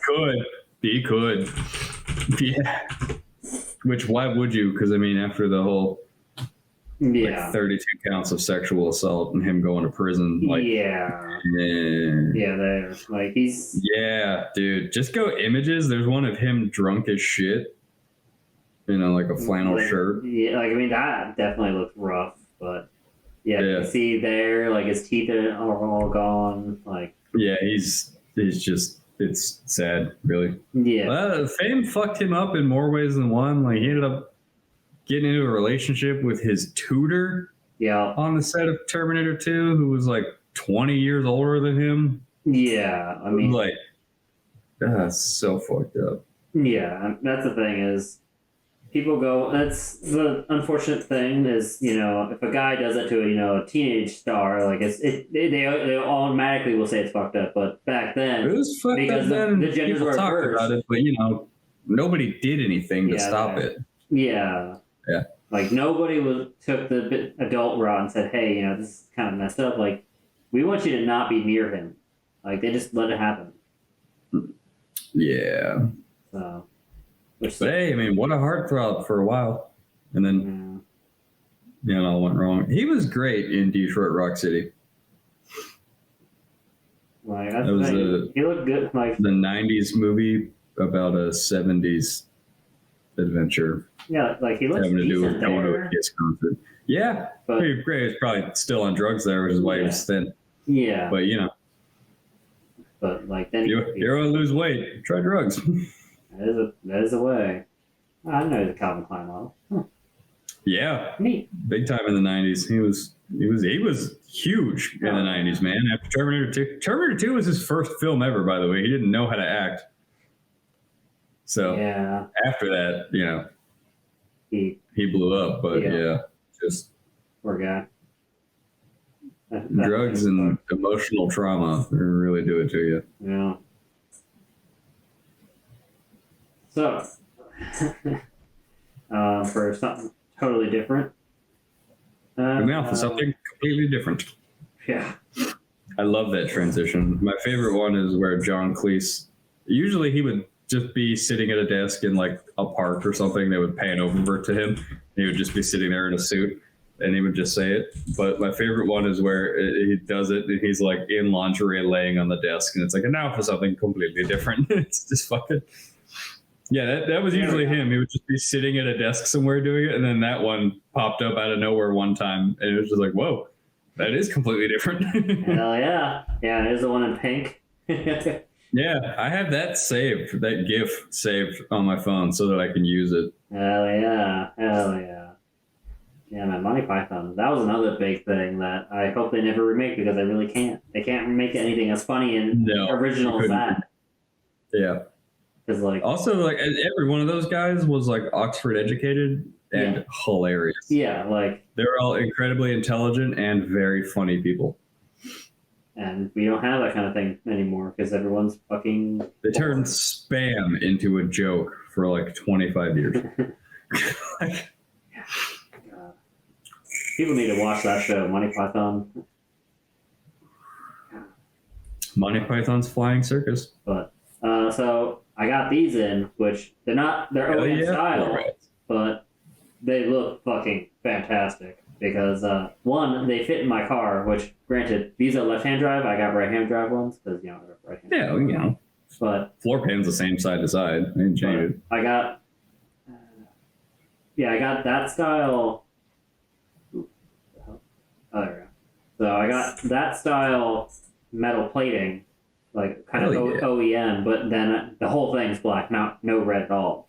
And God, it looks so good. It feels so much better because before I had like universal floor mats that were way too big, so it just folded over. So now it's so much nicer.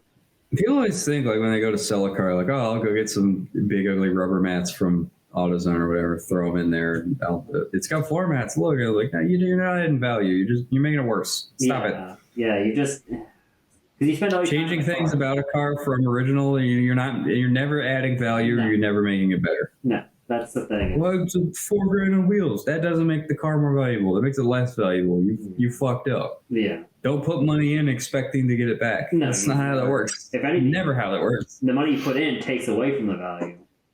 Yeah, you're costing yourself twice. Yeah. So, yeah, that was definitely nice to go and have. Really trying to think of any. I don't think anything else has really arrived right now because really I'm just kind of waiting. It's a big old fucking waiting game at this point. Oh, I did get a thing for the trunk. That was a thing. Something else completely different, way off topic. I know you don't give a shit, but I explained it pretty lengthily in the group chat. The entire landscape of the NBA changed overnight. Oh, yeah. 2 nights ago. Western Conference, pretty stacked now. Yeah. Trunk organizers, yeah. I got one of. You know what's always worked well for me as a trunk organizer? Milk crates. Just like 2 of them.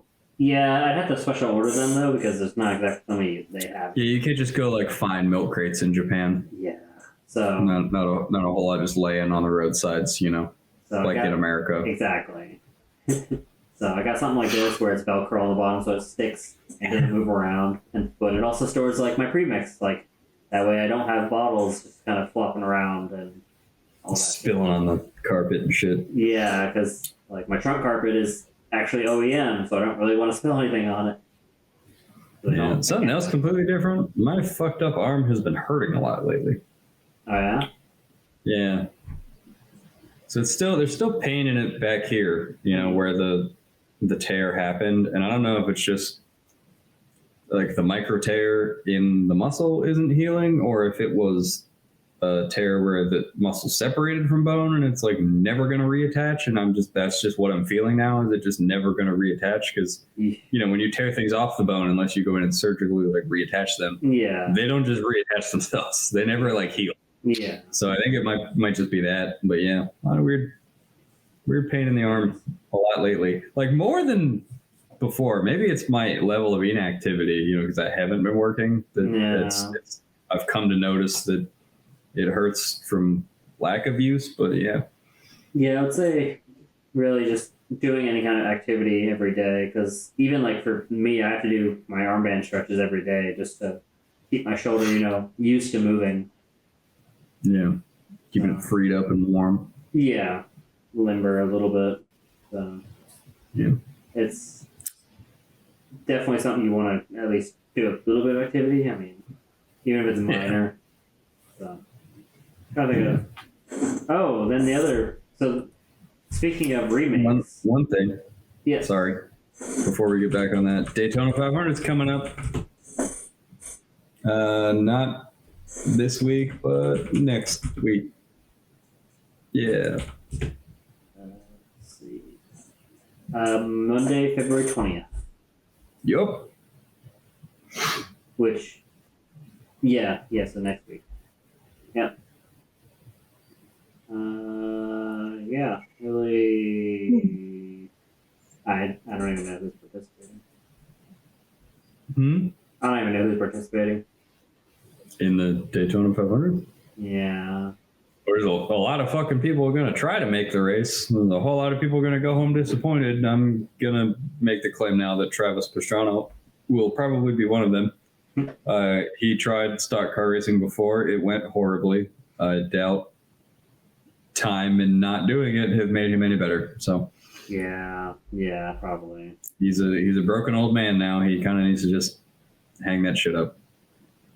Start a motocross school or something, Trav. Travis Pastrana, Larson, Martin Truex. Yeah, I mean it's the usual regular season NASCAR drivers, and then there's a couple big names from other things who are like, I'm gonna try to make the race. Like, oh, good fucking luck. It's pretty hard driving around that place if you've never done it before. Yeah, and I'm sure they go and they probably do their little video game VR sessions, but that's not the same. You're in the simulator, you're like, okay, well, fucking simulate this banking real life. You can't. Motherfucker doesn't tilt, you know? You're not actually 190 with the wind whipping around the car up on the high banks, you know? It's not. They can't simulate that. You got to just do it. Yeah. So we'll see. But anyway. The other big. I'm gonna watch. Oh yeah, the Dead Space remake. Actually, like watching it and watching the YouTubers that I do, they've all everyone likes it. Yeah, everyone likes that. It's surprising because it's EA. I mean, yeah, they're not known for like good things. Not being shitty. Yeah, they're known for being shitty. Not the opposite of that. Like that's the thing. They've touched up the things that were wrong with the game, because like in the original, you're getting all your directions from some officer guy who's directing this like nerd tech junkie guy, or woman or female. But like you can tell those two are like arguing. She's like, "Why do you want me to do this?" And he's like, "Just shut up and do it." And it's like very military, but it's like, look, man, you know, there's no need to be, this need to be hostile on that. And like in this, it's like, hey, can you do this? It's like, oh yeah. That makes sense. That makes sense. It's like, okay, they both kind of understand each other's roles. So it's like little changes like that it was communication. Yeah. So it's a lot of little things. Isaac actually talks this time through. Yeah. Which is big because he didn't talk until like the second game. Yeah. Which didn't make sense. That's another one. There was supposed to be a Dead Space movie with Shia LaBeouf, and then that just never fucking happened. Thank God. Because it wouldn't. Around the time the third game was a big piece of shit that no one liked. Yeah, that probably was what killed it, honestly, is because the third game was so bad. Hey, if you murder your own IP, a shitty film will never be able to because it won't get made. Yeah, I'm glad that it's doing well because considering that Callisto Protocol just like bombed hard. Yes, the spiritual successor to Dead Space. Which is weird because Callisto Protocol was made by the people that actually worked on the original Dead Space. Yeah, but everything they should have done right, they did wrong. Which is like weird. It's like, how do Josh Duhamel be your protagonist? It's like, how do you make so dumb. He's not even a good actor. Why would you put him in a video game? Yeah. Actually, I take that back. He was pretty okay on Las Vegas.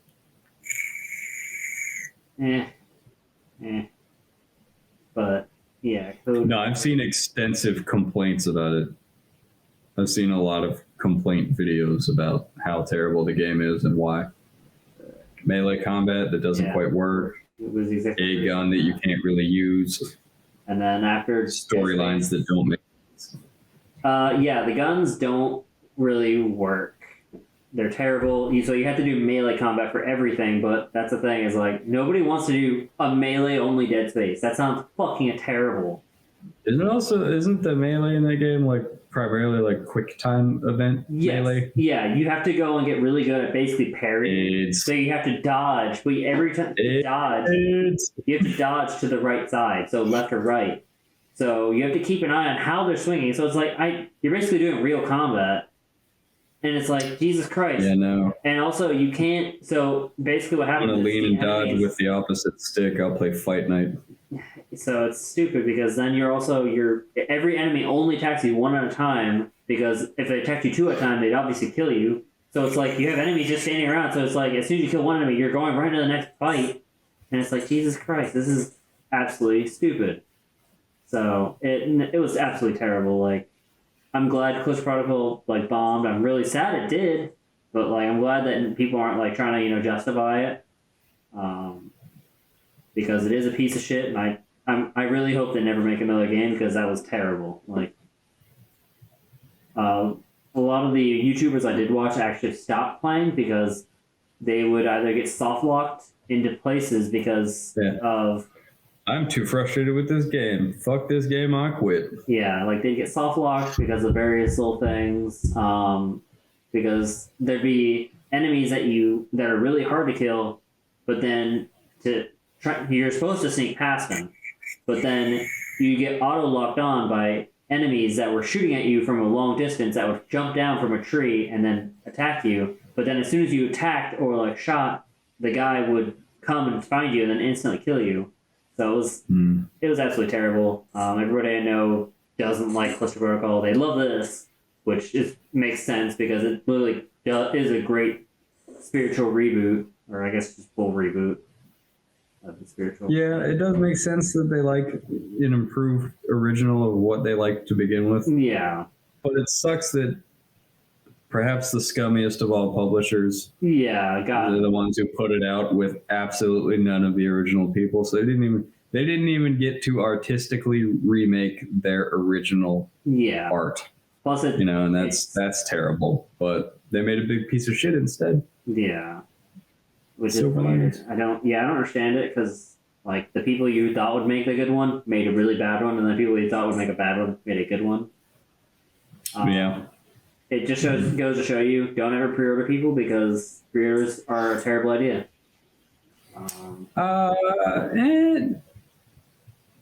I will. I'm going to disagree because twice in my life I have pre-ordered a game and I've been genuinely satisfied with that game both times. Oh yeah, there are times that I have originally when Grand Theft Auto 5 came out, I was happy with that, and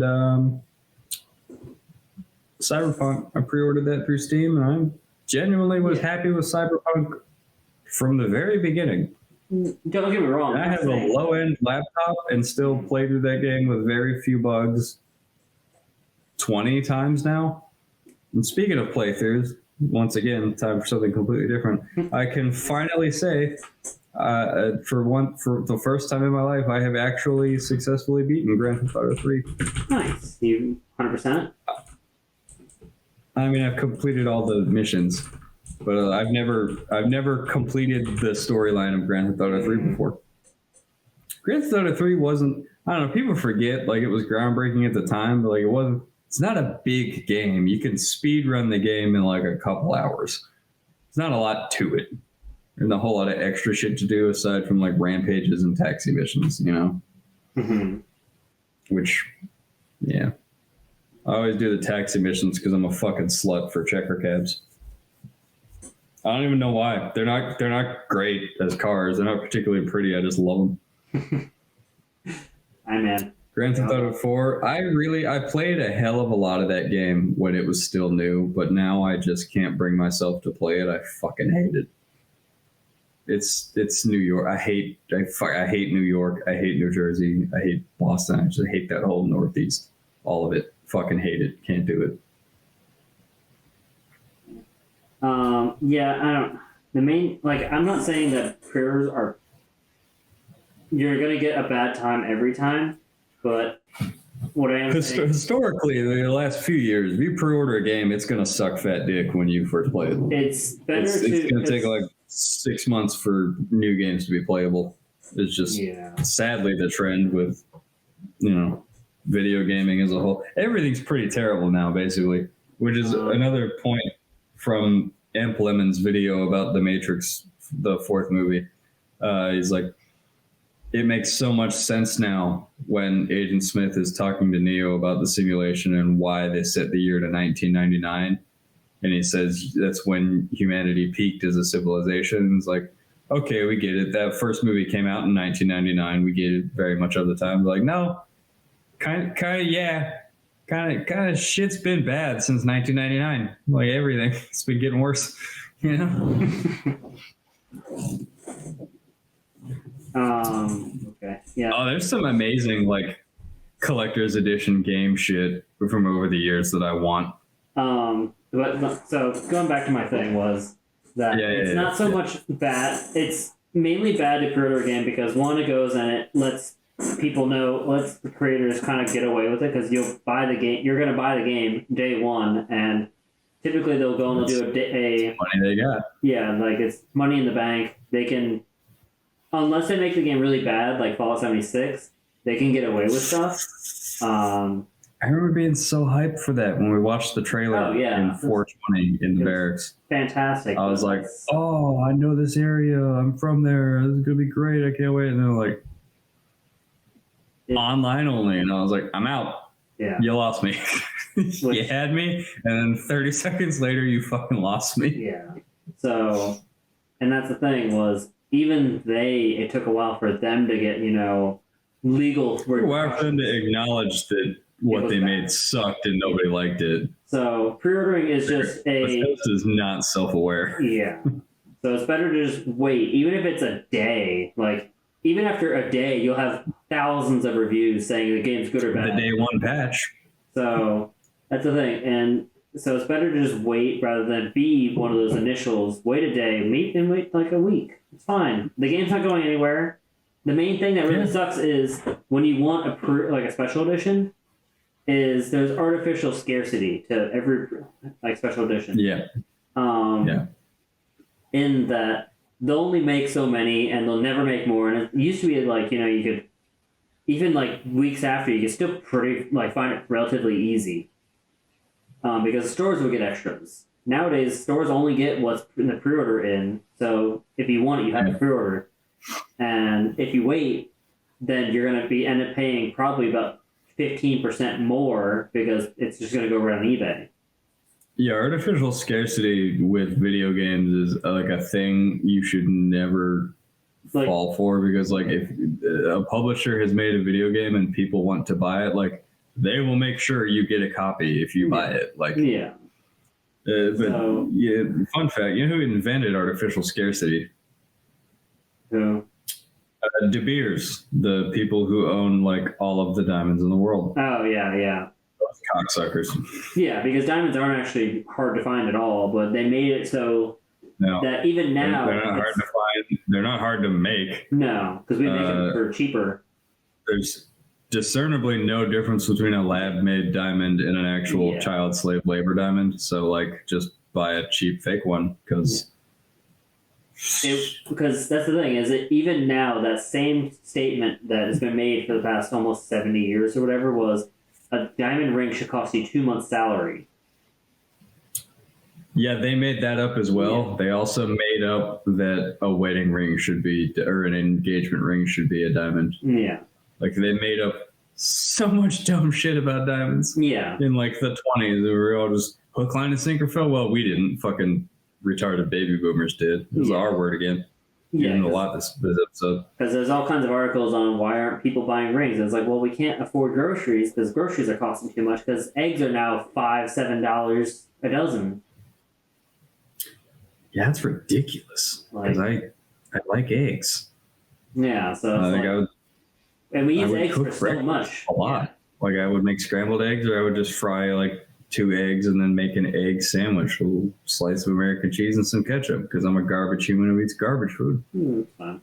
But that's the thing is we use eggs for everything from breakfast foods to lunch foods to dinner to dessert. Ingredient. And all kinds of shit. Yeah. We use it for cakes and all that kind of shit. So it's like if we don't have eggs, we can't make a lot of the simple things. Yeah. So it's artificial. It's not even like it's not egg farmers doing it either, because they're not getting any money, more money for their eggs. It's literally big egg. Yeah. Fucking. Yeah. Which is such a dumb thing to think about, but again, people in the last century being shitty. The light bulb cartel. Yeah. Engineered planned obsolescence. Yep. Making the filaments really brittle that way.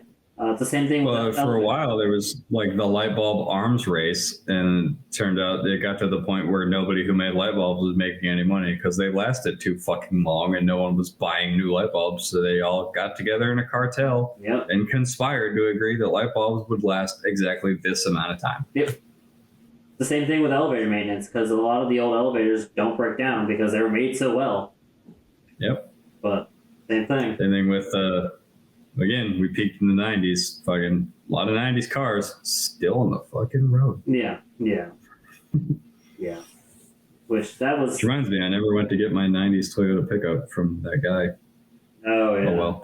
Okay. It was $100. If $100 breaks me, I need a new life. Yeah. So. Yeah.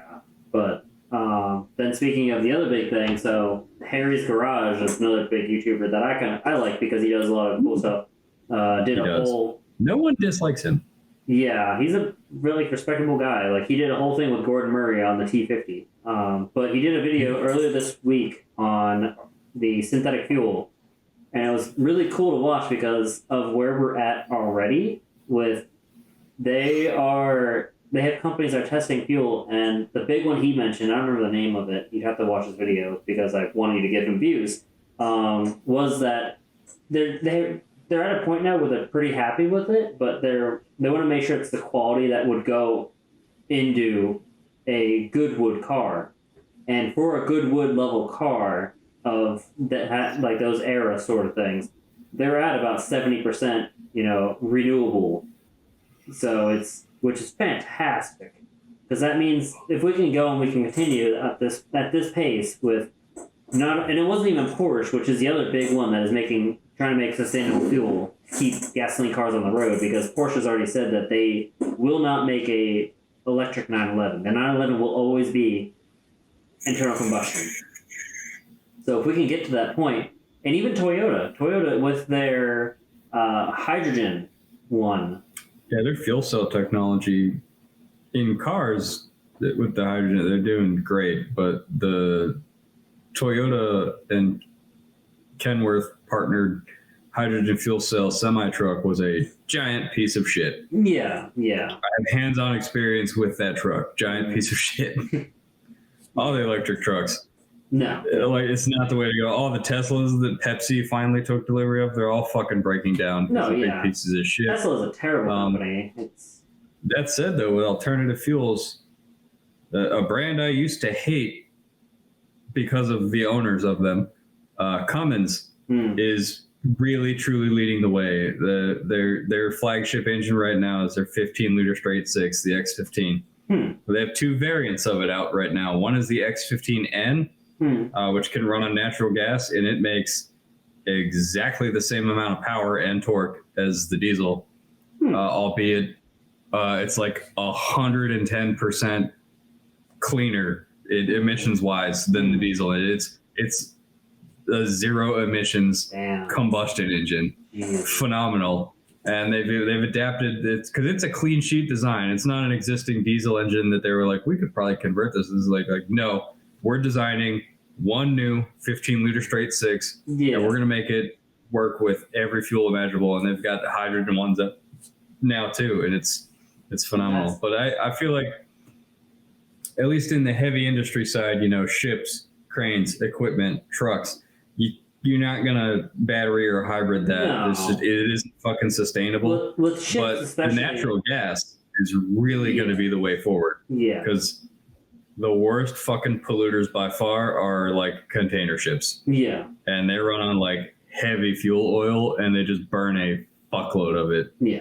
And a lot of times they're just hanging out outside a port for like weeks at a time, running the engine so they have power, just waiting for clearance to enter. Yep. And that is fucked up. Yeah. That is environmentally the worst shit possible. Yeah. But and the other big one was that he actually talked about was airlines, because airlines actually get the fuel they use tax-free. So they don't pay as much as we do. And then there was actually a thing that happened, I think it was a month ago, that it came out that a British airline was running entirely empty flights just to go and maintain their scheduling. Yeah. So, yeah, I shared that meme. Yeah, okay. It was the fact about that, and then the subtweet was like, "Oh, I'm sure I'm glad I rewashed this jar so I can reuse it and be ecological." Yeah, it's absolutely ridiculous. Yeah. And there's very little that as a person you can do that will affect climate change or the warming. Or you as a person can do so little to impact it that I just don't do anything. Yeah, no, there's 0 point. Right. Yeah. But it was just like seeing that, and then just that we're at 70% already. We're so close to that 100% that we might as like. Because I was talking about it with people at work, and they were like, "Oh yeah, no, they've passed the 6%, point where electric cars are, they're a mainstream thing now. They're gonna be the new thing. Like, you might as well sell your car. Like, that's great. How long are electric batteries lasting? Because that's the thing. We only have so much lithium. Like, we're also gonna do an ass load of horrible for the environment, child slave labor mining to get that lithium to make those batteries. And when those batteries catch on fire, we can't put that out. We just have to wait for them to go out. Like, no, it's a Clash the Charlie Fire. You just jettison that shit. Yeah, like, but we can't do that in the middle of New York. Yeah, it's true. Like, you cannot. So that's the thing is, it's stupid because also then we have the infrastructure for gas stations that's just pointless now because you can't. It won't be pointless. We'll always need it. We're never not going to be dependent on fossil fuels for something. So but alternative fuels, I mean, the gas station, there's no gas in the gas stations. Like, well, we could fill those tanks with compressed natural gas. Yeah, that's the thing. It makes that infrastructure's already there. Yep. So we can transition, but like NASCAR has been running I think almost entirely ethanol-based fuel for a number of years now. That's so fantastic. That's fucking corn. Yeah, yeah. The sport that started from moonshine now uses basically grain alcohol as fuel. Yeah, look at how far we've come. Exactly. Full circle. So They're ovals. I hate you. But yeah, people need to realize that we're never gonna go full electric. Like we'll always have some electric cars now because it's a thing, but Be as smart as you want with your Tesla. You're not the future. Because no one's listening to you. No one agrees with you. Because once those cars go off warranty, when you have to change the battery, those batteries aren't cheap. And the labor to do that, to take them out, you can't do that yourself. There's no right to repair that. You can't do that. I mean, Rich Rebuilds can. He's done it. Oh, yeah, but that also, he's a lot more equipment than most given up on the electric smugness. He LS swapped the Tesla and brought it to SEMA. He's on board now. Hell yeah. That's the kind of shit I like. But so, I don't there'll be people that have them, but it'll never be, because you see the build quality for like the Model. I won't be one of them. No, I won't either. Well, the build quality is one thing, but have you been following the court documents that came out of the guy that was on autopilot and the car fucking crashed and killed him? And they're like, well, what's your like not damage control, like what's your investigation and analysis process into this fault and failure? They're like, we don't have one. Yeah. They're like, well, you have his car. Like, what analysis have you done to figure out, what caused the fault that killed this man? Like, we haven't done any. Yeah. Like, what? Matt Fair has been exposing the shit out of this Tesla. Yeah. This trial's been, there's not trial, there's a grand jury committee is fucking hilarious. Yeah, that's the thing is, I remember reading that which I don't know if there's any truth to this. It was the autopilot, when it sees an ambulance, it just stops. Yeah. It doesn't pull over, it just stops in the middle of the road. Well, that, and then there was... Why does it do that? If it detects that an accident is imminent, it will automatically turn autopilot off. So it saves the company money because it technically wasn't on autopilot at the time of the crash. Yeah. And it's like, that kind of scummy shit is the reason no one should ever buy Tesla. That company shouldn't be a thing anymore. He's not a good guy, and they're not a good company. No. They have no... I don't care what he tweets. He's not a good guy. No, but it's fucking idiot people that support him. Like, and it's the same people that are like trying to tell me, like, oh yeah, electric's the future. And it's like, no, it's not. Those electric cars are never going to be a big thing. Like, it's ridiculous. And unfortunately, they're the kind of people that you can't really reason with, which is... I don't even try. Yeah, because... I just don't engage with these people. I wish I could, avoid them, but unfortunately they are my chain of command.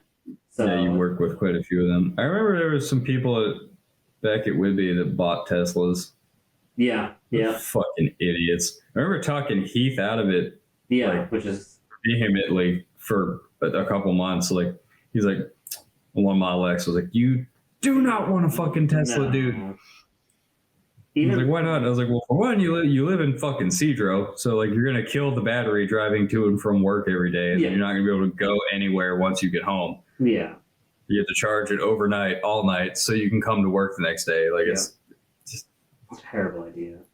And it's only the range would only get worse with time. So like it would only get you'd be scarier and scarier because every day, or not every day, I'd say every year, it just.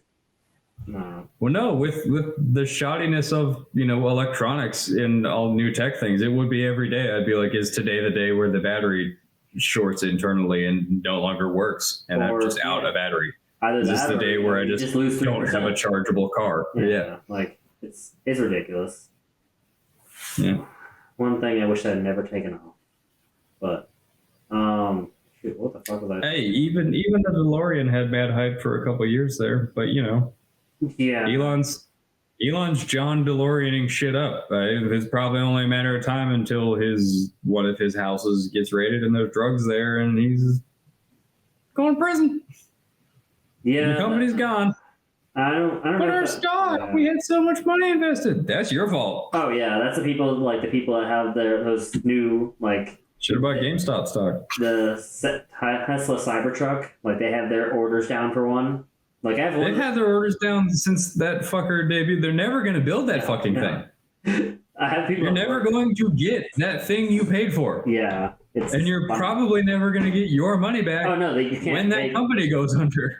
I think they have it so that you can't pull your money out. Like you put it in, and then just if you pull it out, it's basically how Corvette did theirs. Like if you can put this money down for an order, but if you pull out, you don't get the money back. Yeah, I worked with. There was one of the engineers at PACCAR who seemed like a really smart guy who had put in an order for a Cybertruck. Yep. And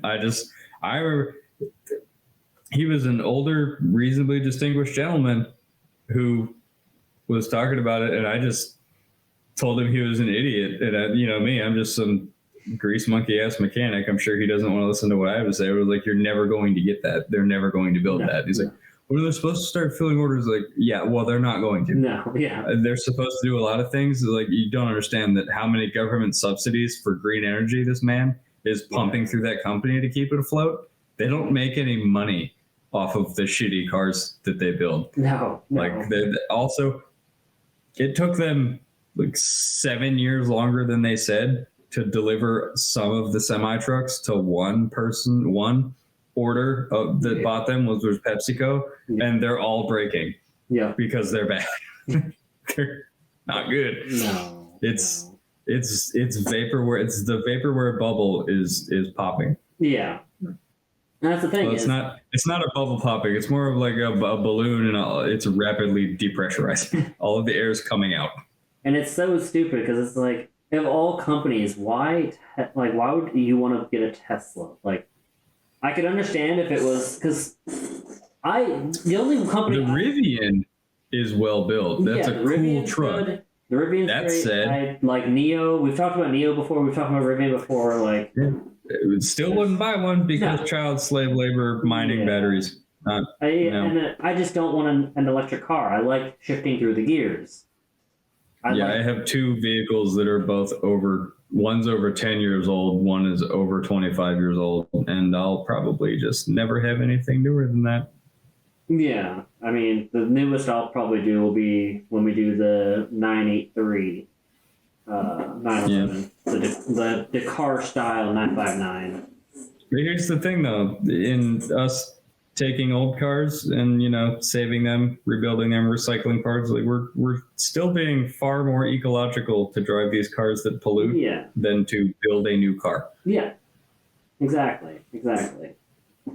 There's an awful lot of around the globe shipping that goes into building a new car, let alone a new electric car, where you're extracting things from mining sites in far-flung countries in the world too. Exactly. Like it's the newest car we'll be getting is basically anything from Copart, because we're gonna tear it apart anyway. So why fucking get it? We're just gonna cannibalize it and then destroy the rest, and I don't know, shoot it with my China Lake when I have a China Lake, because I want one. I don't want the brake action one. I want the pump China Lake. Oh, yeah. No, of course. Yeah. The pump action one's the fucking best. But that's the coolest. But yeah, sure Tanner can get me one of those, or Ponce. Have to ask. But yeah, I don't know. It's unfortunately a thing that you can't really reason with people because people are so stuck in their ways, and if they're nobody wants to hear the truth. They want to hear their opinion echoed back at them, so that they just want concurrence. Yeah. So, and it gets only worse when they get slightly older and to their mid 30s, because then they've lived through so much. They're so smart. They're so well versed. It's like, okay, man. I am rapidly approaching my 30s. I feel no smarter now than when I was in high school and got a 32 on the ACT. I think that was where I peaked. Well, that's fine. Yeah. We're not trying to get college. We're literally just going in two guys, just doing our thing.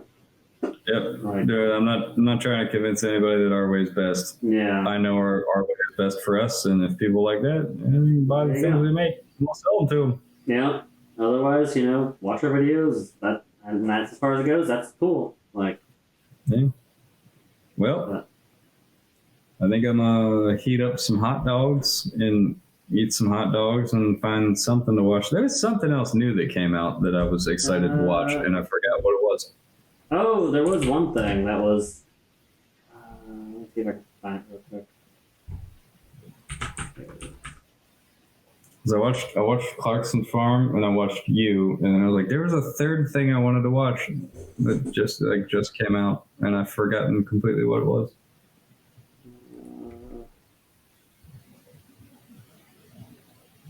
So there's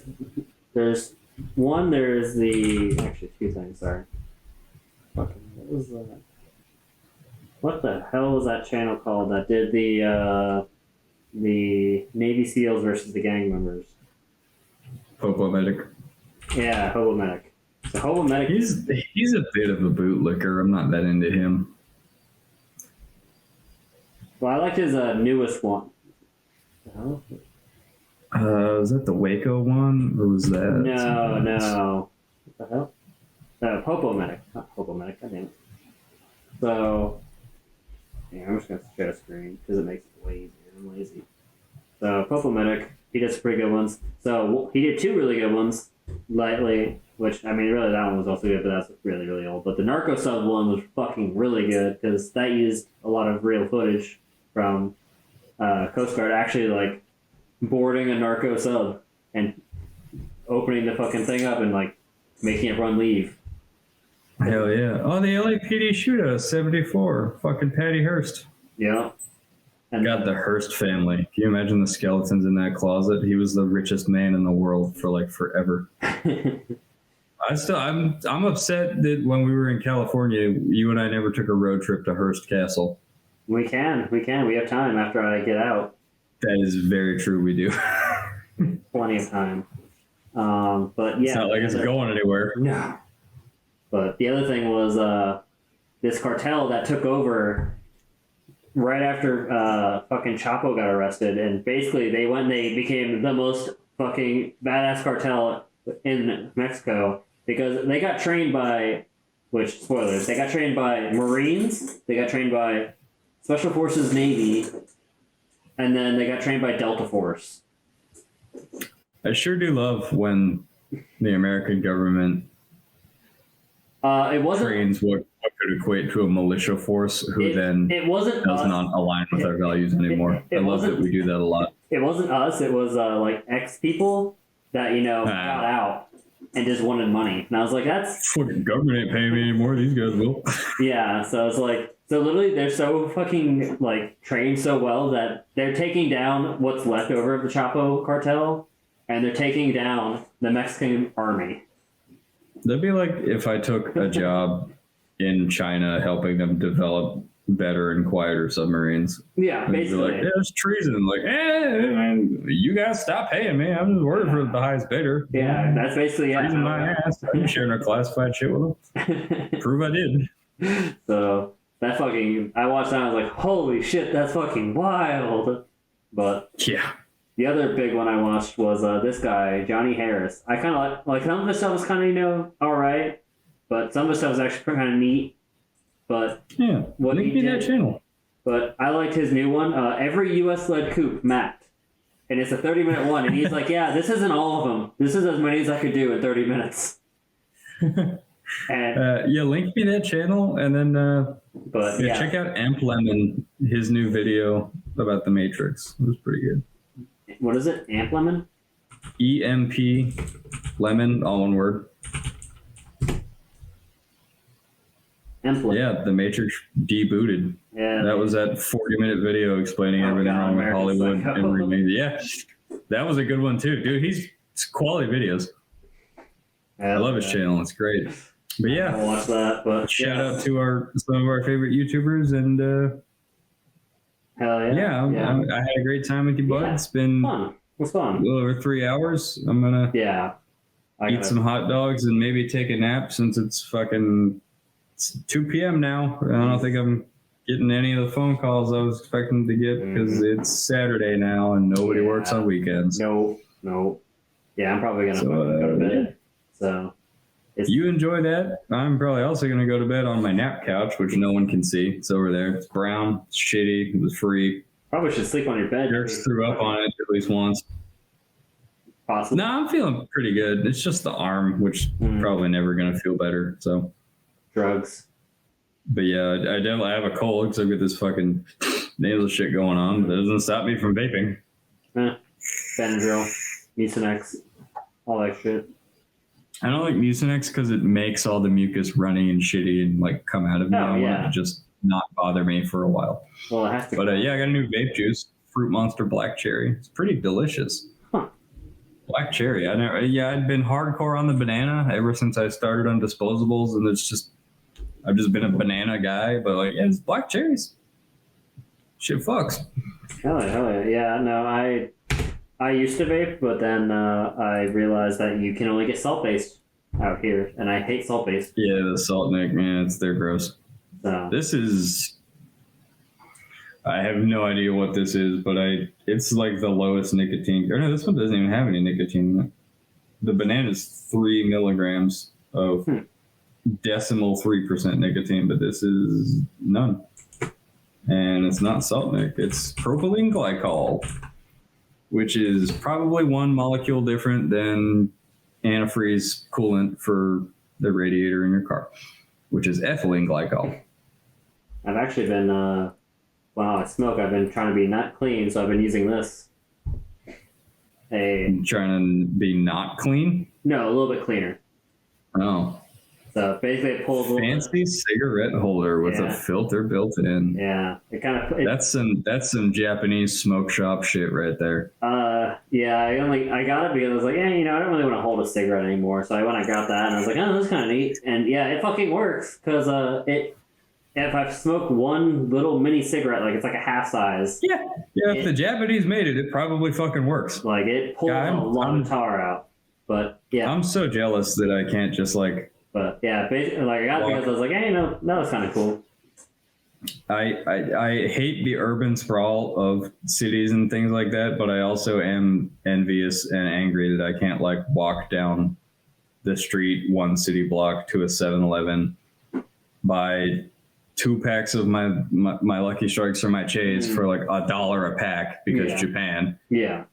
Get, a 6-pack of very delicious 0-carb Asahi super dry beer, which is delicious and doesn't make you fat like American beer. And also amazingly delicious 7-Eleven chicken and just be set for the night. Like I hate that convenience is not afforded to me in this country. Yeah. That is bullshit. We're America. We're supposed to be the best shit. I want the best shit. I want what they got over there in Japan because that's the best shit. You're not getting that. No, I'm not. Our 7-Eleven will be a tier above American 7-Elevens. I will aspire for our 7-Eleven gas station to be a Japanese 7-Eleven gas station. I mean, yeah, that's the thing. We can, as long as, even if we can't be 7-Eleven, we can be something like 7-Eleven. Where we can just stock up, on all the shit that we actually want. Yeah.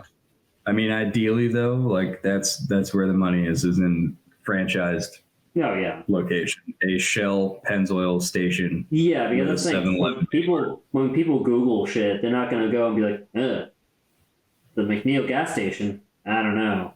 Yeah, they're gonna be like 7-Eleven. All right, let's fucking go. I'm gonna get me a Slurpee. Like Shell 7-Eleven. Oh fuck yeah, dude, let's go. Yeah, exactly. Yeah, we're gonna have all the shit. So Chevron, Techron. Try to. Nah, I don't like shit. I did. Literally, every time we took a road trip somewhere to like go pick up a car or go look at a car or whatever, we always stopped at that same Shell 7-Eleven station on the 20, my favorite one. The nice old Indian man that worked there. I would always get the same big country Texas breakfast burrito or whatever the fuck it was. It'd always be hot as fuck. Yeah. But I would always eat it and then I'd feel like shit the whole car ride because I ate this gas station burrito. But hell yeah. It's good. Big country sausage burrito, that's what it was called. Yeah, that shit's fucking. The chicken sandwiches they had were good too. Every time we went shooting to quarry, we'd go get those. God. So we had some good times. And we'll have many more at the warehouse project. Exactly. Yeah. All right, man. It's been real. It's been fun. Yeah. It's hot dog time. Yeah, it's nap time. And then nap time. Yeah. Yeah. But I'll talk to you later, fam. You have a good one. It was fun doing this. Hey, you too. Again. Yeah, I love you, bud. We'll play some Payday sometime or something. Hell yeah, sounds good. Love you too, fam. Take it easy. You too.